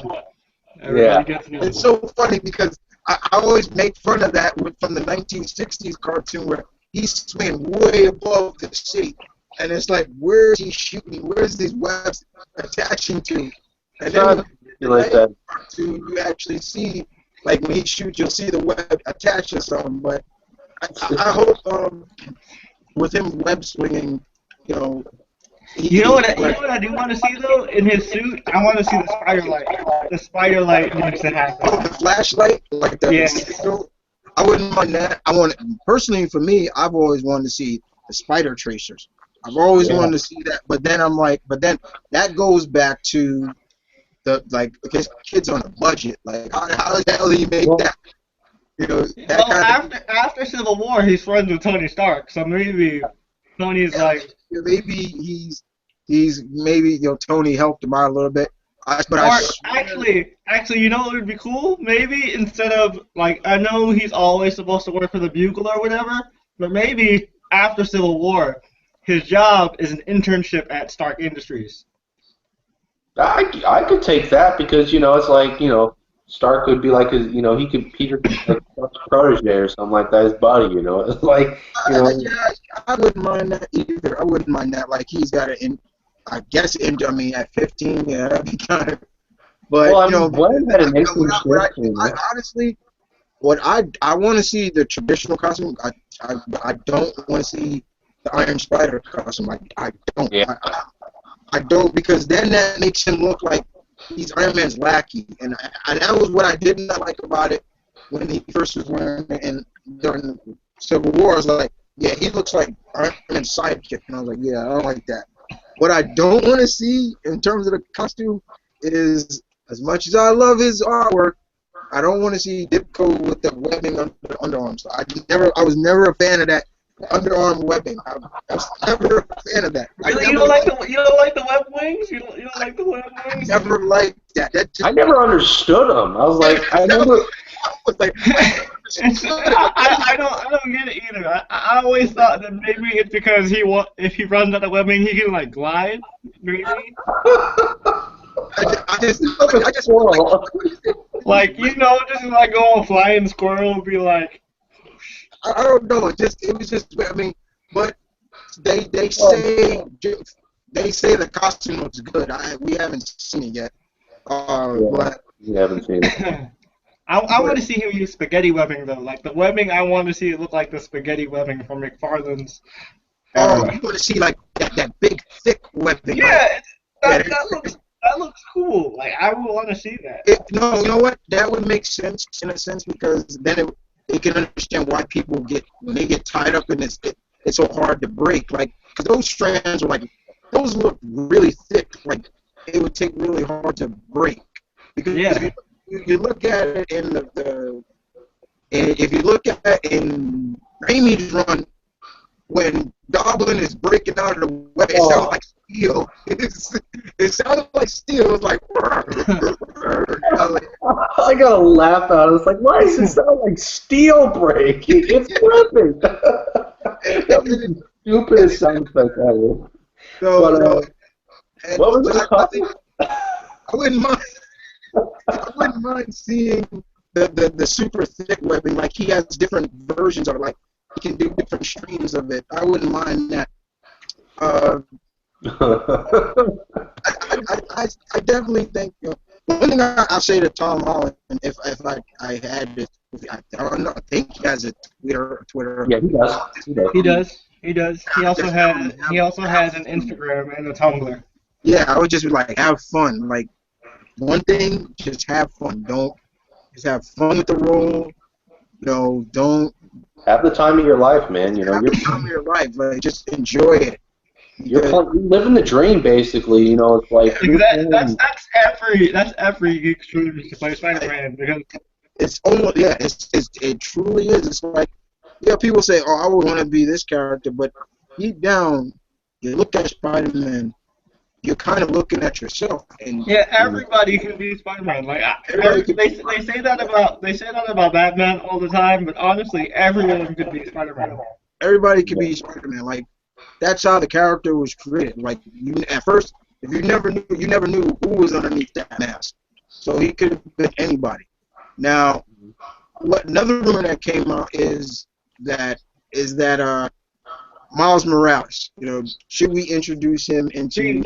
See, this would be my plan for Miles. Would be okay, Jay. Like you're like a big Miles fan. Let's hear your thoughts right now. This would be my plan for Miles. You have like in like the first movie, right? The first movie, one of the first people that Pete fights is Aaron Morales, the Prowler, and then you have his dad, like maybe being the getaway driver or whatever. Like they get locked up or all that stuff, and then they come out. His dad wants to change his life around. He has a kid, and then maybe 5 years or so down the line when Tom Holland's contract expires, you do for the last Spider-Man movie the death of Spider-Man. You do that whole big blowout arc where he fights the Green Goblin and the Sinister Six, and he dies. But then you have this little kid watching in the background, and he's like, oh my god, Spider-Man is dying right in front of me, that type of thing. And you play up that guilt that Miles has about having the powers but not being there to actually step in to help Peter out. Like you can even hint at the fact that what Aaron steals from Oscorp is another spider. And or something like that, and then it'll lead up to having Miles getting the powers, and whatever. So you don't have to completely focus on him. You just have a couple background scenes or anything like that, or even like he rescues a kid. He rescues a young African American kid that lives in Brooklyn, and it's like, where do you live? And it takes him to the neighborhood, and you just see a mailbox that says Morales. That's all you got to do. Okay, I see where you're going out with that. Like, I wouldn't. No, I'm not against that. I'm not saying that I'm against Miles Morales being in the movies. Period. He's become so popular now. It's like people have accepted. That's the only one people accept now. I get that. But you have to have Pete first. Like I keep saying, everyone keeps saying me, like, Jay, you're a big Miles Morales fan. Why don't you want Miles in these movies? Like, no, I want Pete first because Pete hasn't been done 100% justice yet. Like, we need a proper Pete first. And I mean, with Miles, I like Miles. I'm not infatuated with him like a lot of people. I do like him. He's a great character to take up the legacy of Peter Parker. My thing was always, and this is why Jay. I love Jay's his idea for Miles Morales in the MCU. My thing was always, which is I'm just been kind of a bit burnt out with Miles. I guess when Spider-Man was going back to Marvel, was let's do Miles first instead of Peter. Peter's had five movies. And I was like, really? This guy, it's like, really? It's like, and these were comic book things. And I don't care, it's like, yeah, general public, 5 movies, okay. But, these were comic book fans. Spider-Man's had over 700 issues, and maybe, of course, more so. And that's just counting Amazing itself. You don't even talk about, like, Web of Spider-Man, Spectacular. Exactly. And guest starring, being on New Avengers and all that good, all that jazz. This dude's been in a whole bunch of stuff. Nobody complains about that. I mean, maybe, but no one goes, no one went around like 400. Man, Peter Parker's getting old. It's like, and I was just like, the whole point of Miles is he's a legacy character. The whole point of Miles is the reason he becomes Spider-Man is because he feels guilty that he didn't use his powers. Exactly. That's what they need to focus on is that guilt. Like, that's what draws Miles into being a hero. Like, Peter is Miles' Uncle Ben in a way. Like, exactly. And I like Miles. That's what I'm saying. It's like I have no problem with him. That's awesome. I like Miles a lot. I hope he, I'm all just don't give it to Jaden Smith. Dear God, no. Oh, God. Yeah. God no. I mean, but yeah. God, I don't want that. I can't stand him. I can't stand him in anything. I can't stand anything, and I'd happily say that to Will Smith. I was like, but yeah, I mean, just do what Jay said. Maybe have him set up here and there, and it's like that way it feels natural. I mean, Pete's first. That's all I care about. It's like I'm a Peter Parker fan, more than a Miles fan. It's like I got my little plush doll. Question for you guys: would you want to see the clones? Like, I want to see the clones, but I don't want to see the jerk off. The what? The jerk. That's what I call the jackal. You don't want to see the jerk off. Jackal. Oh, the jackal. I hate it. I know. Yeah. Oh man, the jackal make me laugh. He makes me laugh. I remember one time at Spider Island. I hate the fucking jackal, like, with a passion. If there is one Spider-Man villain that I absolutely hate, it's the freaking Miles fucking Warren. I hate that asshole. I love the jackal. Jackal's so funny to me. It makes me laugh. It's like if I was ever going to be the supervillain, it would be the jackal. Because I could be over the top. Because the jackal in Spider Island, I love, like, when that big spider's dead. He's not in costume. He's in a little, like, construction thing, and he's like, he drives off. It's like, but he just out of pure funniness. But I know he was in bad spirit. Yes, Jared Flowers. Yeah, it would be cool to see Peter interact with one of his best friends, Daredevil. Yeah, I would love to see that. Hell yeah! But to answer your question, Chris, with clones. I would only want to see clones if they do Bendis' story from the Ultimate, because that's the only one I think deserve. I know. Actually, like as much as people like Ben and I love Ben, the clone that I would want to see for these new movies, especially that I think would be really cool, is Jessica Drew. Yeah, I would like to see. yes. You want to see Ultimate Jessica Drew? Okay. Yeah, that would be awesome because Hey, Tom Holland would play a woman. well, either way. Because it would be like it would bring an interesting dynamic to be like a brother sister type of thing, kind of. Because I loved how they played that in Ultimate Spider-Man.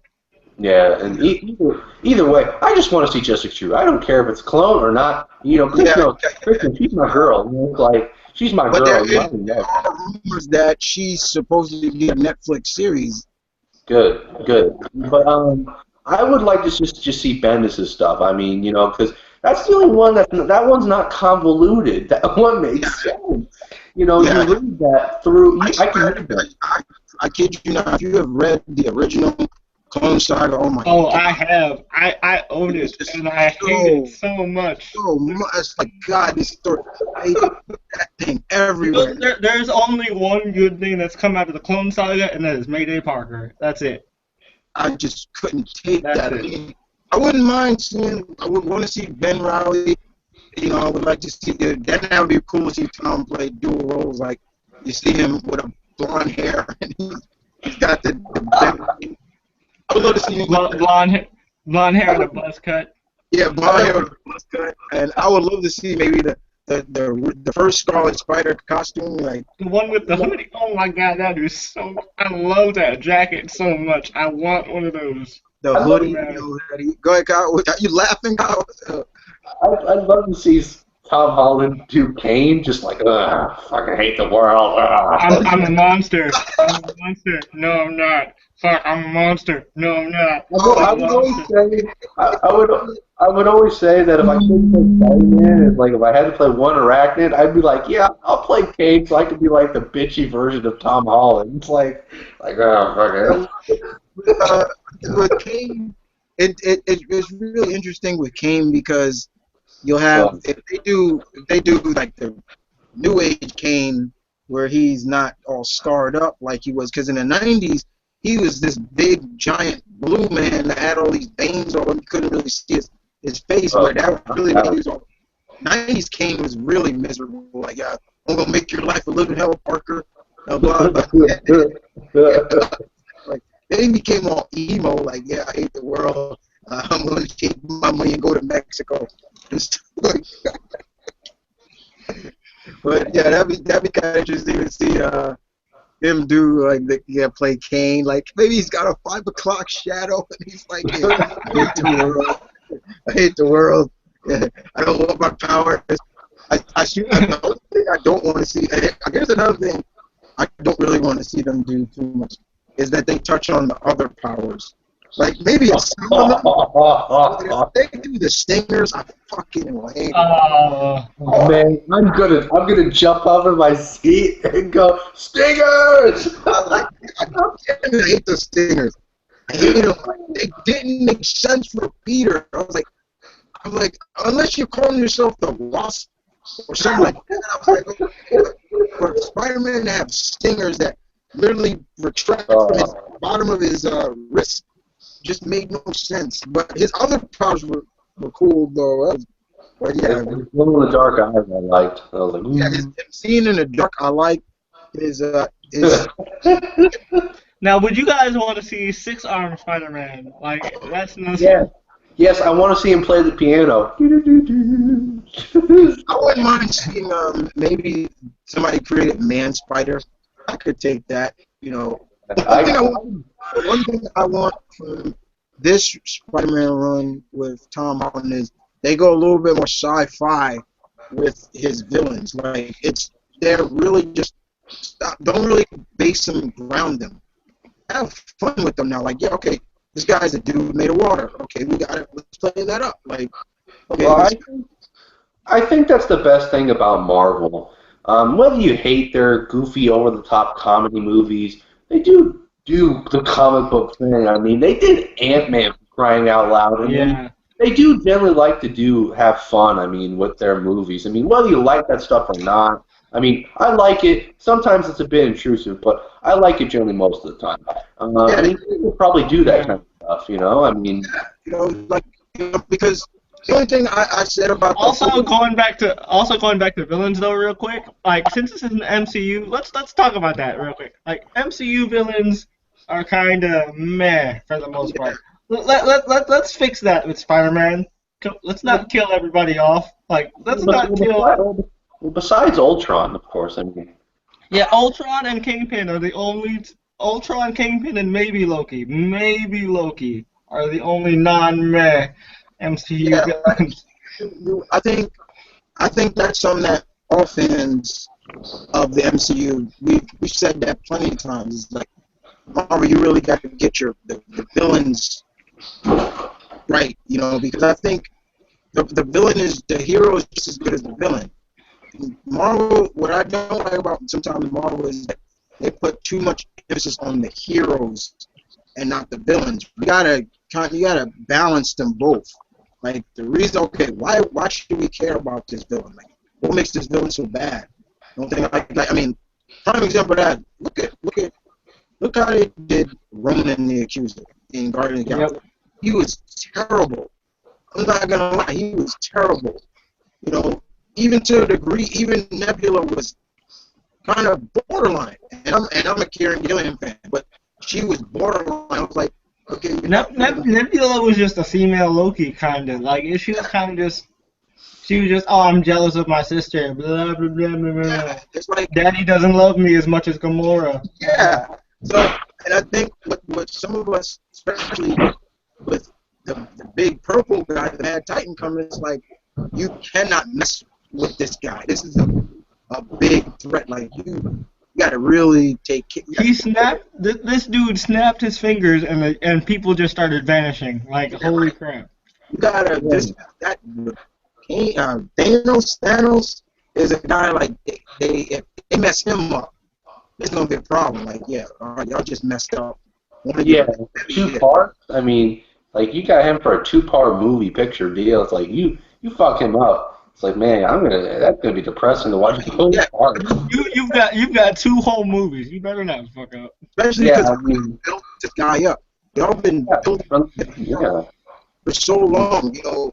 And I said it the first time when we finally saw him in on a chair, and I to quote Tyler, yeah, I was right. That dude gets off that chair, you better be in trouble. And what do we see? New movies down the line. He's off the chair. He's getting going. I'll do it myself. Yeah, I'm gonna do it myself. It's like, okay, now we're doing. But even still, with him, Marvel does have some great villains, and Spider-Man is one of those characters that has one of the most iconic rogues gallery in the comic book games today. Yeah, Spider-Man, Batman, and the X-Men have the top 3, at least for me, best rogue galleries out there. And I would maybe consider a little bit of Flash in there too. Oh yeah, and maybe the FF, like, also, like, throw the FF in there too. But definitely, when you compare Spider-Man and Batman, those two alone, their rogue roster is like so enriched in history. In their history, it's like, man, and that's why I've always told people, like, you can switch those characters, rogue gallery, where Batman's villains can be Spider-Man's villains, and Spider-Man's villains can be Batman, and it will still work. It will still work. So with Spider-Man, he has such a rich history of characters that, yeah, you want to play them up, but you also want to make them legit and like, okay, like, you want to somebody like even Vernon, for example, one of my favorite underrated Spider-Man villains, he took down Captain America. Like, that is a big. And he has such villains that are not out there, but they don't get enough spotlight. You know, I know a lot of people I get a lot on Facebook. Whenever I bring up Shocker, fuck no, I'm like, what are you guys' problem with the Shocker? Like, give me a reason why you don't like Herman Shocker.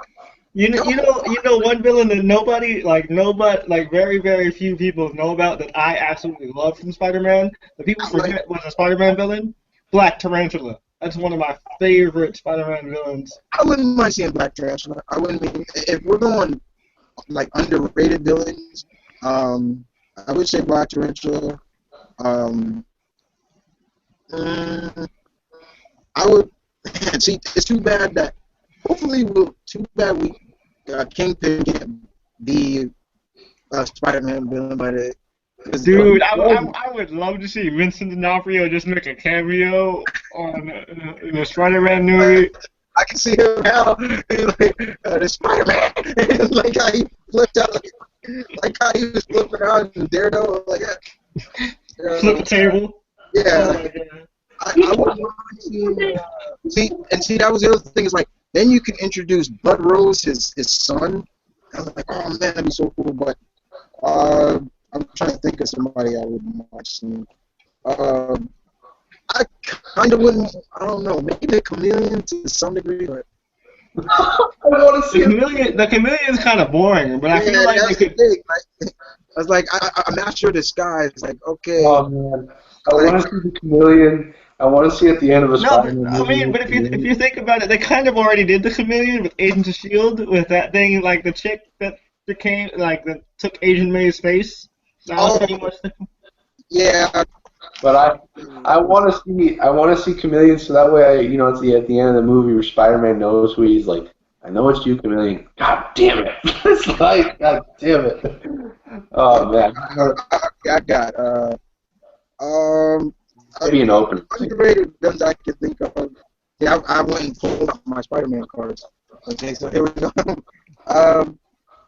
Let's see where. The Carrion. Yeah, I wouldn't mind seeing him. I know Moreland isn't underrated, but I wouldn't mind seeing him. Moreland, I feel like is someone you could build up though. Like Moreland would be like a third movie villain, or like a. I wouldn't mind seeing Molted Man. That would be really good, especially for Liz, because that's her stepbrother. You could probably do the one that DMS did. I mean, that was like Peter's best friend. That was one of Peter's friends in school. If you want to do like a personal story with him, so. I'm thinking of. Let's see. I don't know about the answer. I'm not going to do him. The answer? Yeah, the answer. Oh, what about the Beetle? Okay. Yeah, see the Beetle, and then Boomerang. Then that could easily you do the Beetle, and what if he's like, look, I don't want to be a villain anymore. So hey, Thunderbolts. Exactly. And then he becomes Mach 2. Yeah. Boomerang. Let's see. Cardiac. He could be like a. I think we all want to see Black Cat. Oh hell yes! Just keep Dan Squad away from writing anything with her because I don't want to see the version he's been writing. So keep like traditional Black Cat, please. Like one where she's like Catwoman, where it's like I'm not it's like just don't Halle Berry Catwoman Black Cat though. Like just don't do that and don't do Dan Squad. It'll be good. So okay, and then another Catwoman don't do Michelle Pfeiffer where she falls and she gets bit by cats, and then she's got 9 lives and shit. Like, don't do that. And don't be like Halle Berry's version where when I see that cat, I'm like, why is it in CGI? it's like why do you CGI a cat? Yeah, it's like that cheap. What if they have John Jameson in it and he becomes Man-Wolf? Oh, that would be so awesome. I would like to see Captain Jupiter, actually. Oh, Captain Jupiter. I remember that. I remember that's the first issue Mary Jane came in. But I would just like to see for comedic effect. And for anybody that's out there that's watching this, if you've ever read original Spider-Man, like back in the day with Steve Ditko and Stan Lee, J. Jonah Jameson hated Spider-Man, of course, as we all know, and decided one day to hire a scientist to have a robot go after Spider-Man. And Spider-Man got caught in these tentacles that were like he couldn't get out of. Once you got in them, it was hard to get out. Like Pete barely got out by the, like, and it was funny. He looked like a scarecrow dummy or something like that. With it, just put a mask over. You know what would be really cool to introduce as a Spider-Man in the Spider-Man movies? Taskmaster. I would really like to see Taskmaster. Yeah, I wonder if they are gonna introduce Taskmaster. I would like that. I remember about because like I know people give the Ultimate Spider-Man cartoon a lot of crap, but they actually do Taskmaster really well in that. Surprisingly, yeah. I mean, I was shocked that they do him pretty well. I was shocked. What about Alistair Smythe? Yeah. Do some like that was something that was disappointing to me too. Because in Amazing Spider-Man, when you see Smythe, and it's like, oh. He was in the video game, which is funny. It was like a game afterward, like of Amazing Spider-Man. So it's like, oh, we don't care about your games, guys. It's like, oh, thanks. But yeah, like he was in the first Amazing Spider-Man game, and he was actually not that bad of a villain. Although there was like some weird like zombie shit in it where it's like they got infected. I think in terms of since they've done Lizard, should we see the iguana? Oh man, but don't you need the lizard first to make the iguana? You do need the lizard first for him. Well, remember, we could always do like first fight, like just fighting opening scenes where he fights them, or ending fight scenes. Oh, what about Morbius? Would you guys want to see Morbius? Yes. Yeah, kind of looks one of my You know who I think could play Morbius? But this is partially because I think this dude's a vampire in real life. Keanu Reeves. Who? Keanu Reeves. Oh. Keanu Reeves. Well, I mean, Morbius was always kind of dull. I mean, personality, so I could see his I think Keanu Reeves is a vampire in real life, and that's probably part of the reason why.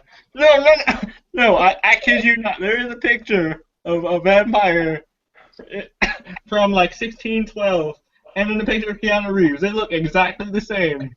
Keanu Reeves. I wouldn't. The thing about since his vampirism comes from science, I wouldn't mind that. Like, in a sense, that'd be pretty cool. But I had this conversation before with a lot of people about why I don't want vampires introduced right now. Is because I really want that because of Doctor Strange. Like, he opens up this world now of vampirism, but I wouldn't mind seeing. But one thing I don't want to see with Morbius, though, if they do him, they better not do the 90s cartoon hand sucker crap. Oh, like so glad that it started. You see the hand sucker go. That was so weird. Yeah, because they couldn't show him biting anybody. Oh man, that was so funny. It was just like his little pockets opens up. I need plasma. Yeah, plasma. It was funny when he drained Spider-Man. It was like, I was gonna. Remember when he ripped off a piece of Spider-Man's costume? And he just Yeah.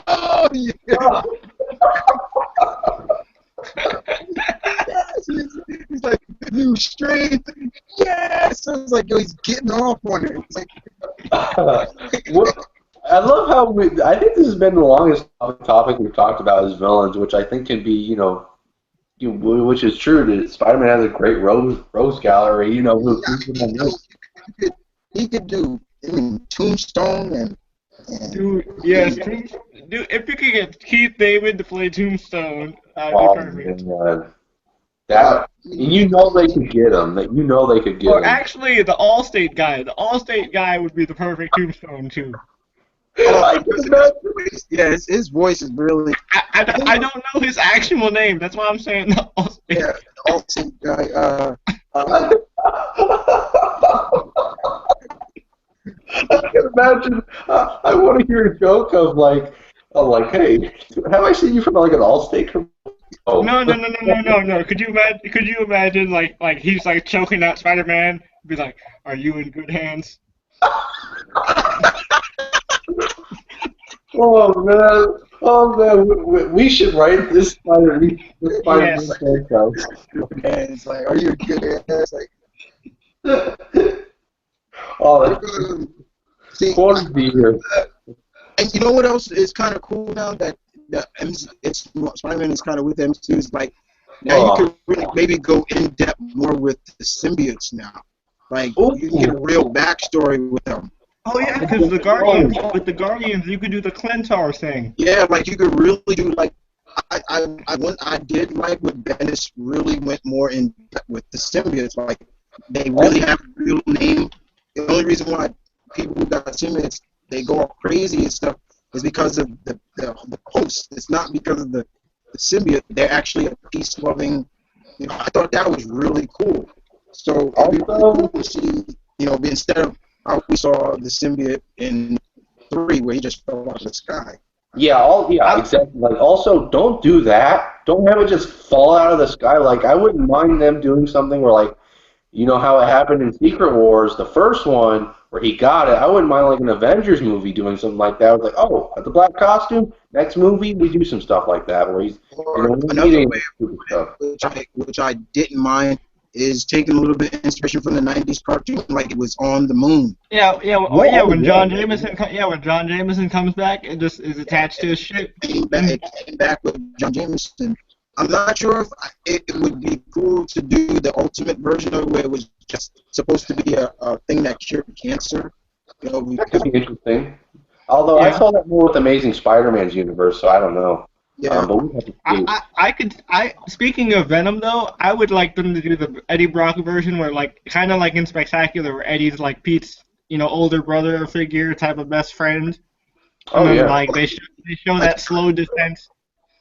Like he grew up with Peter and he Yeah. moved away, but then got all jealous of Peter for some strange reason. That was always the thing with Eddie Brock, with the things that we're bringing up. Like the two things we always bring up is that we want them to draw inspiration from, or Ultimate Spider-Man, and Spider-Man, Spectacular Spider-Man. It's so weird and no. Eddie Brock always insulted the people that Peter fell in love with. Like in Ultimate, like he insulted like Gwen, like trying to hit on the young girl, and then like in Spectacular Spider-Man, like Mary Jane's like, yeah, I'm fed up with your shit. Like it's like I love how in Spectacular he would use bro as like a taunt. Like yeah, hey that bro, that always made me laugh so hard. Like hey bro. It's like, where have oh, you been, bro? I remember he Like- was like, "Oh, would you shut up with that?" Like, Oh my god. I remember that scene where he was like razzing on Mary Jane was riding with him on a bike, and he was just talking trash about Peter. And Mary Jane said, Peter may have his problems, but he's far better man than you are. Let me off the bike. I was like, see, that's MJ. That's Yeah. MJ. Yeah. No man, and also they need to get a really big dude to play Eddie Brock because we can't deal with that Topher Grace bullshit. Oh yeah. Yeah, if they You do didn't love that for the 70s? I mean, yeah, that's what I kept thinking of. Like, freaking the dude from that '70s show is not Eddie Brock. Hey, we can have a scene. I want you to kill Peter Parker. Yeah, thanks God. Like, it's we're talking about Topher Grace is like looking at the Predators. He was like a killer now, like a pedophile killer, and I'm like, I don't see it. Like, yeah. he's like, yeah, I'm the dead. He was like, yeah, when the Predator was gonna kill him, he was like, wait, I'm one of you. I'm just like. I mean, I remember that was so weird. Oh my god. We want to potentially move past the villain thing and maybe into maybe it's so weird we went past Tom Holland at this point, but maybe fan casting maybe for some All of right, the yeah. Let's try that. You know who I would if he hadn't been casted as Perry White, I would have totally loved Lawrence Fishburne as Robbie Robinson. Okay, we're starting with Robbie. Okay, Robbie being one of my favorite of Peter supporting cast. One thing I've always loved about Robbie is the fact that he respects Peter as both characters. He is kind of like a father figure, another father figure to Peter. Always was there to, Peter did something wrong, he's there. He's not always bashing over his head, but he's there to make Peter understand what she did wrong. But Robbie was always one of those guys that Peter respected to so much degree that when Robbie was framed for murder, Peter did all he could to solve the case of finding, and they kind of, that was where we finally got connection that Robbie and Tombstone, they are kind of connected. They have a history, and they actually did that storyline in the cartoon too. I love that episode. So, but Robbie, for me, if I was fan casting Robbie Joseph, Robbie Robinson, I would go with Andre Braugher. He's my, that's good casting. he's my ideal choice for Robbie Robinson. If nobody out there, anybody that's never heard of Andre Braugher, you can find him now on the Fox comedy show Brooklyn Nine-Nine. Brooklyn 911. Yeah, that show he's on. He's the main star on there. He's one of the stars on there. He's been in some great movies. One of them being Glory. He was in that movie. Oh, he was great in Glory. Yeah. He was really good in that movie. He's co-starred with Morgan Freeman, Denzel Washington, Matthew Broderick, Cary Elwes. He's a great, talented actor. And I think, for me, that would be my ideal choice for Robbie, is somebody that could play off of, if they were to get J.K. Simmons, he could play off of J.K. Simmons, because as I've said before, and Kyle knows this, I had no problem with Bill Nunn to a degree. I got no problem with Bill Nunn as an actor, but to me, he was not Robbie. I mean, he came off dull as Robbie. I'm like, that's not Robbie. Like, I remember he was trying to defend, like, he's a hero. I'm like, that didn't even. I was like, Robbie would literally almost get into. Robbie would literally get into Jonas' face, yeah. And explain to him why this guy is a hero. It was just so bad, and he felt like such a minor character in Raimi's run. It was just so bad, and I was just like, that really broke my heart to see that Robbie was that bad. I was just like, oh, come on, like, what is up with that? So yeah, that's my choice for ideal fan casting as for.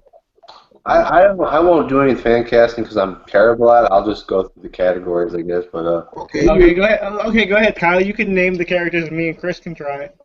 Okay, so we'll go to the leading ladies, of course. Mary Jane, who do you think that is at least around Tom Holland's age that could pull off maybe a young 15, 16-year-old girl? Ooh. That's a good actress, or maybe could grow into the role. And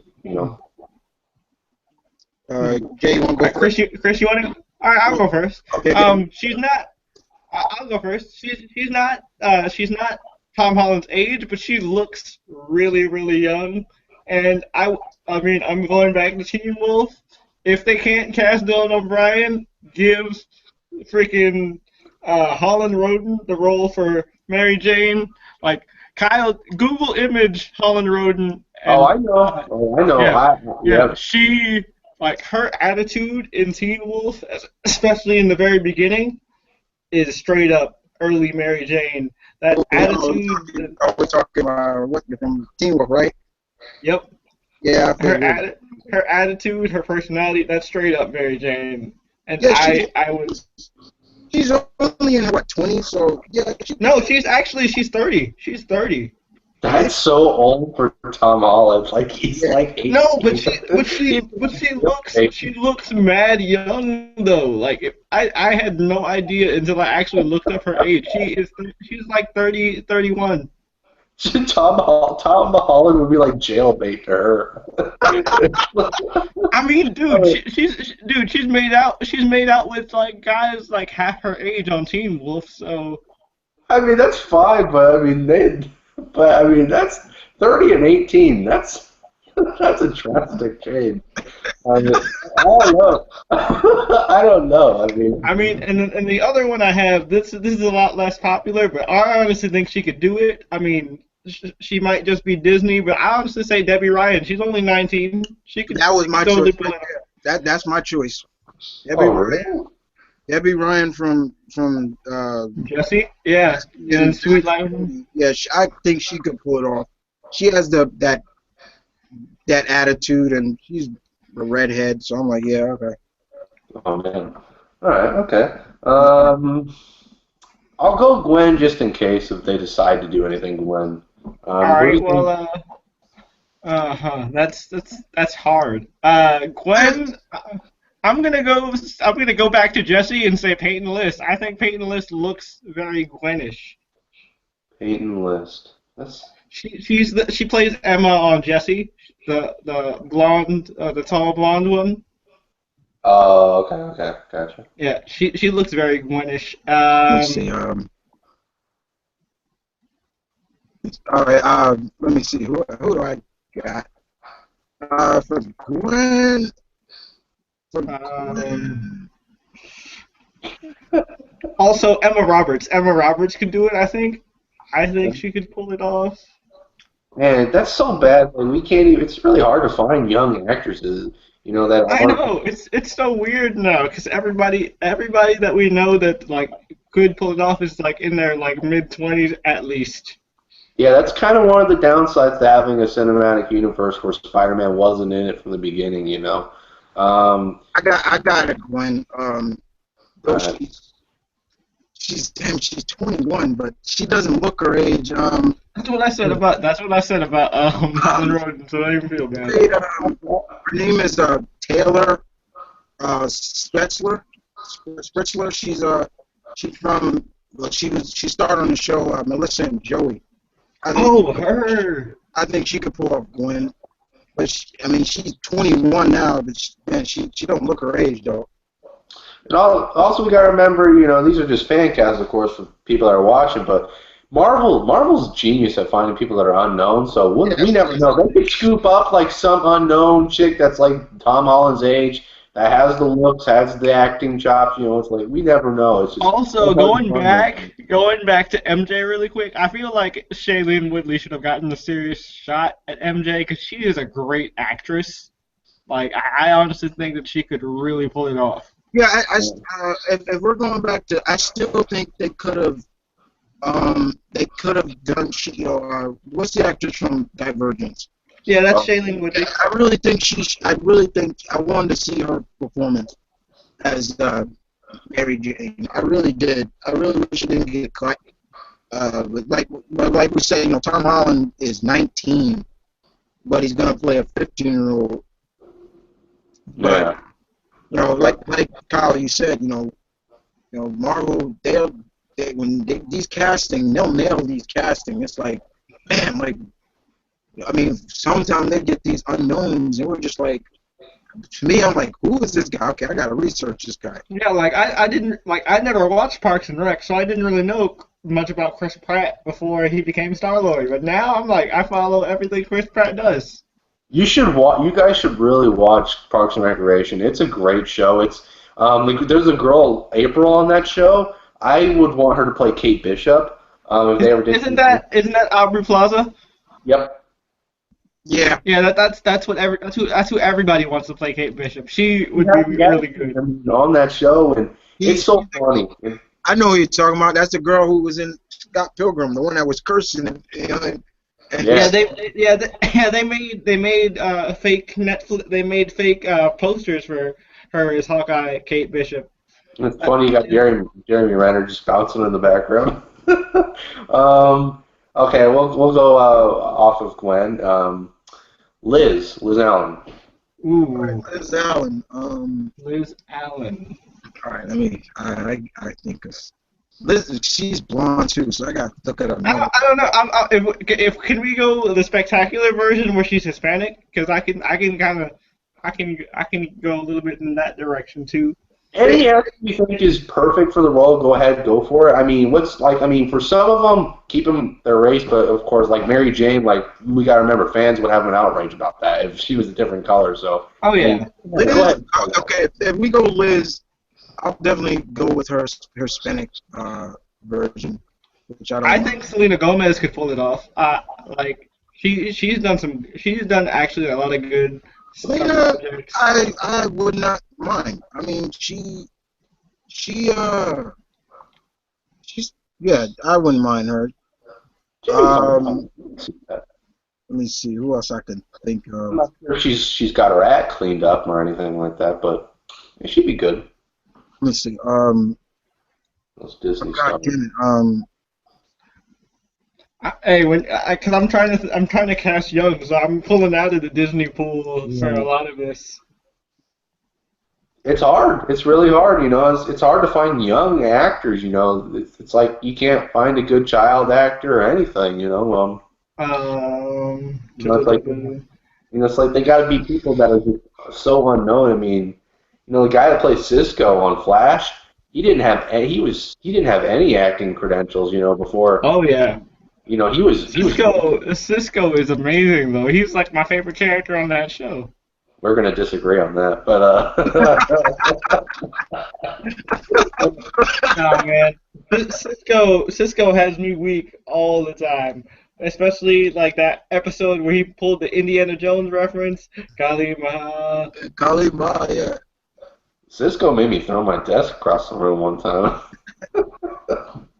And then the worst part was he was in the same room with Laurel. I about lost it. I about like threw my head through a wall. I was like, I'm done. Oh man. I have to agree Right, to disagree. so you got one, Chris, for Liz? I'm still looking for I really wish she was younger, but I was gonna say Kylie Cho, but I mean, Okay. she's 24, yeah, and she's half Asian. So I was like, yeah. Yeah. I guess we'll move away from the ladies. Harry Osborn. Harry Osborn? Dang. I had somebody and then I lost it. I'm pretty sure there's some young guys out there. I don't know any. Just He's got to have the Harry. He's got to have the Osborn hair. They put the Osborns in these movies. They gotta They need to have the Osborn hair. Yes, the Osborn hair. It can be done. That hairstyle can be done. I've seen it.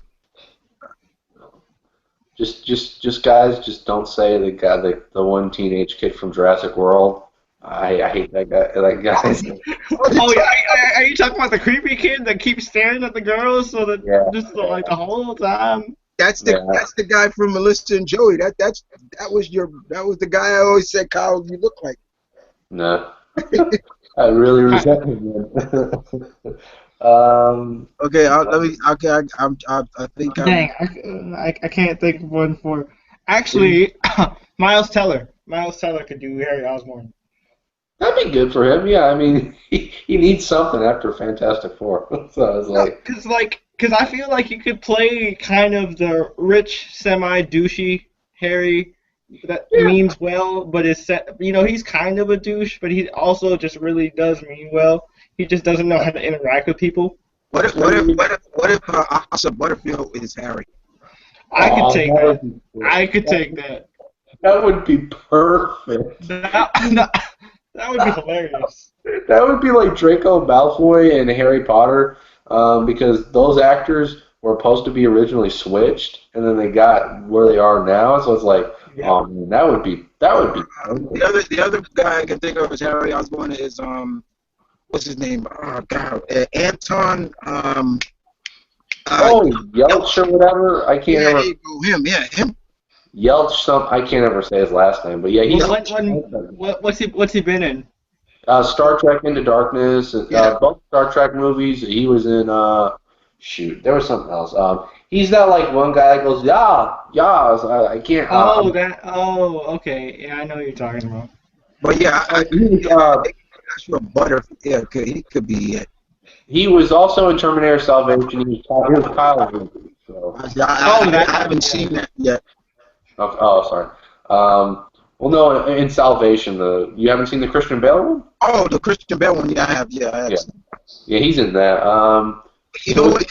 I really wish Harry was a lot older because I could have said Colton Hayes could have been. Colton Hayes would have been perfect for Harry. Oh my God, yes. He would have been pretty good. I could have seen that. So we're good on Harry? Yeah, good on Harry. Who do I want to go to next? It's just supporting cast wise. Shoot. What about Flash? We could. I know somebody for Flash. Okay, good. Chris Thompson. Taron Egerton from Kingsman. That dude I see is Flash. Okay. Because he has that kind of arrogance to him, but also he's got that like kind of funny streak. Also, and he's built like a football player. The way just like how big he is, and the way he just acts, and he played kind of a soldier-esque type of thing in Kingsman because he went through like British Marine training at a very young age, and so like he's got that military kind of look to him also. So you could play up the Agent Venom thing in the future. So I think he could pull it off as Flash. Good answer. That's a good one. Okay. Let's see. Let's see. This is what happens. This is what happens when you get 3 Spider-Man fans in a room together and just unleash it all. I don't even know how long this is. I don't know how long. I forget how long it's been. I don't even care. Yeah, I hope it doesn't end. That's the only reason, because I don't want it to cut off. Let me see who I can think of. I'm trying to think of some. Man, I'm trying to think of somebody who could like pull off the jocker type, the jock-like type, but have an attitude and like, hey Parker, come here. Rudy Parker, come here, man.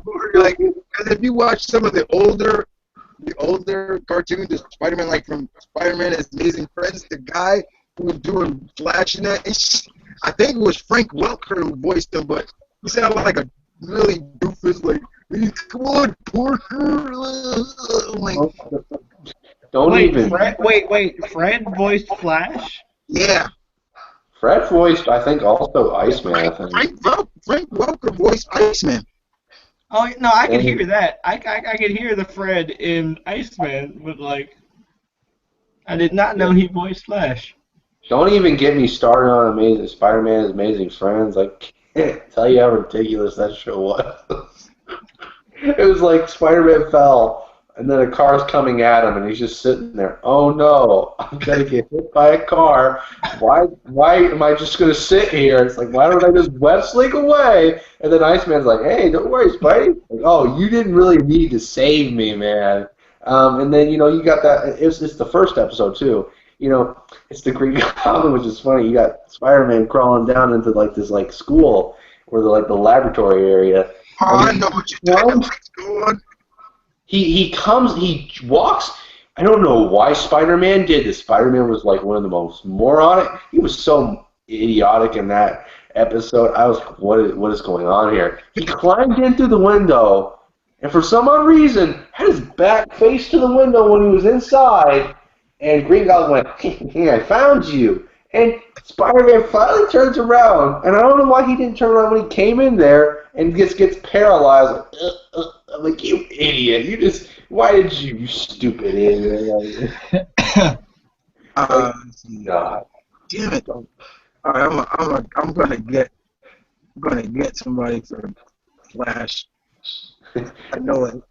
And of course, that fucking Peter fucking webbed that dog's mouth with fucking webbing and made it chew on it. I'm like, oh, that's fucking terrible. It's like, oh my God, I'm looking at a casting for Aunt May, and I would have been cool too. Who do they have? They have Mariska Hargitay from Law and Order SVU as Aunt Benson? That'd be so cool. Benson as Aunt May. But dang, that would mean Aunt May would be really hot. Like, I see a casting for Mary Jane. They got what is her name? Let's see. Who did they cast? I don't know this actress. Wait, no. Okay, for Spider-Man, they got the guy Nolan Gord, who's from Modern Family, as Oh, I Peter know. Parker. I know that guy. Okay, that's her name. Her name is, for Mary Jane, they got, her name is Haley Stenfield. Oh, Haley Steinfeld.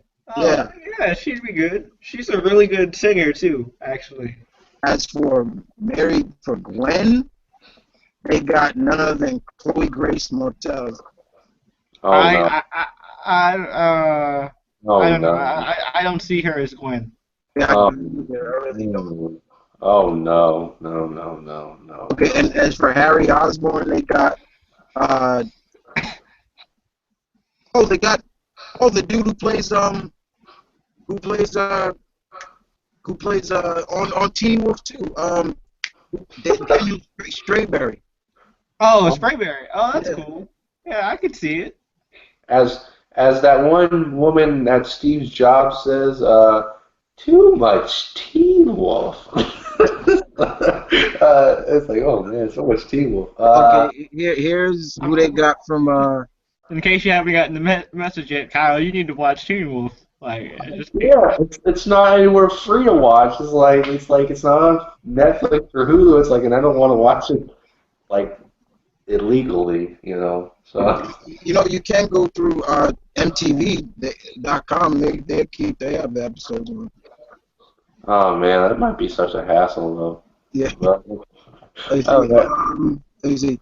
As for Liz Allen, they have the actress. Her name is Saxton Sharbino. Yeah, there you go.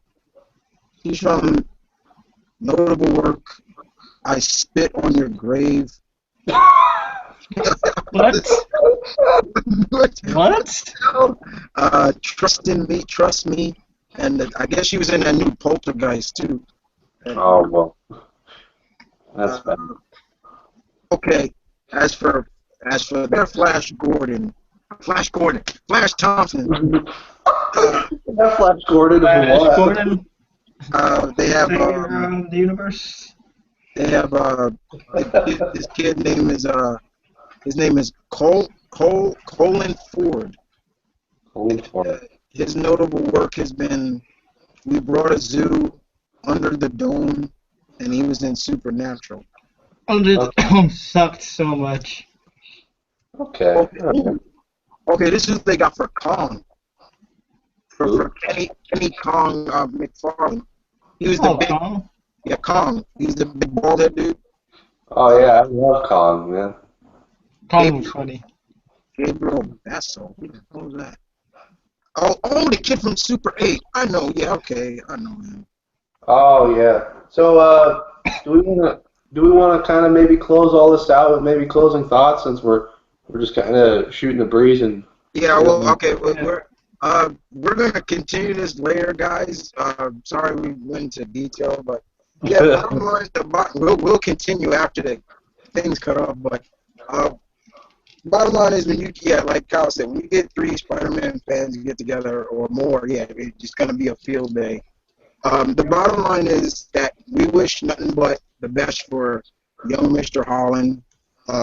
We all agree that, dude, just have fun, enjoy the ride, because you're playing a very iconic character that, Just do you. Just be your Spider-Man. Like what you feel is Spider-Man, do it. Like it doesn't matter what people think. Like forget us fans. Don't even worry about us fans for now. Yeah. Just do what makes you happy. Like Right. exactly. And Marvel, this is for you. Coming from me and Peter Parker himself. I need you to do a couple things, okay? Make your first movie, your first Spider-Man movie. It has to be a home run, okay? You can't do it. I know you two like Ant-Man more than me, but it has to be. It can't be an Ant-Man. It can't be a Thor movie. It can't be the Fantastic Four reboot we got this year. It has to be a home run. It has to be a home run because this is the second, and I know a lot of people pretend it's the third reboot, but this is the second reboot of the Spider-Man of Spider-Man in the movie universe, and this is his third franchise. It's got to be a home run. You've got to pull out all the stops. This has got to be a good movie. So got to have a good villain, everything like that. That's all I can say, and people will come to it and they'll love it. You can't just depend on it's got Marvel on it, so it doesn't matter. So just work hard, just make a good movie, and you'll have our support, because us Spider-Man fans, we don't have a lot of good stuff anymore. We don't get a lot of good stuff. And we do, it gets taken away from us. So, like, please or ended in 5 issues. Yeah. Spider-Man. Yeah. So please just have this be our thing. We need something. So just make a good film and make a good franchise, and that's all I can say. I wish Tom Holland the best of luck. Have fun, dude. And with great power comes great responsibility. So other than that, guys, yeah, just have fun, Tom. Yeah, I mean, the pressure is definitely on, and you got a lot of power, and you definitely have a lot of responsibility to us fans. So just own it. That's all we can ask for. Other than that, guys, thank you for watching. We will be back again. Don't worry. When the topic comes up, of course we'll do it. I mean, we'll probably get together and just shoot the shit. In terms of with Jessica Jones will be coming soon. Well, hell, I got to talk about that. Is like one of my favorite we'll talk about stories. that. We'll definitely talk about. We were supposed to talk about the Ant-Man, and I apologize, but things got messed up, but now that I know my full schedule, because I got a new job now, and I know like when I'm off and when I'm available, so it's easier now for me. I'm available like Thursdays and Fridays now, big time. So, you'll see more definitely, and sometimes you'll just see like the trio. I think that's what we'll call it. We're the trio. So it just we just does sometimes just talk about it, but definitely Jessica Jones. You will see us for because I know I'm gonna binge watch that. Oh hell yeah! I'm taking a day off of school. I'm taking a day off of school. Exactly. Right, like once it airs up, I'm gonna start. I probably because me and Chris, we did the same thing for Daredevil. We started at the exact same time. Once Daredevil came on, I started binge watching. I was up. I didn't go to sleep till 5 o'clock the next morning. I was like, because I was so into watching that, I was like, oh my God, I can't miss it. And it's all up, but I can't miss it. So definitely we're definitely gonna talk about Jessica Jones. In terms of any other movie-wise, not too much, till later. Next year, actually, because there's no more. I don't know about you guys, but would you guys be down to talk about Creed? Because I would really want to talk about because I am really looking forward to it. Like, if there are any fans, like, I would definitely be down for Creed. Like, I'll see that. I'm all about this movie. I still have to put up my reaction video to the second trailer, was really good. Oh, but, there'll be other stuff we'll talk about, but just superhero stuff. There'll be some individual stuff as well, guys. I'm gonna start putting back up individual stuff here on the channel again. Flip. But other than that, flip. Say goodbye. And flip. we're out. Thank you guys. Good week. Peace.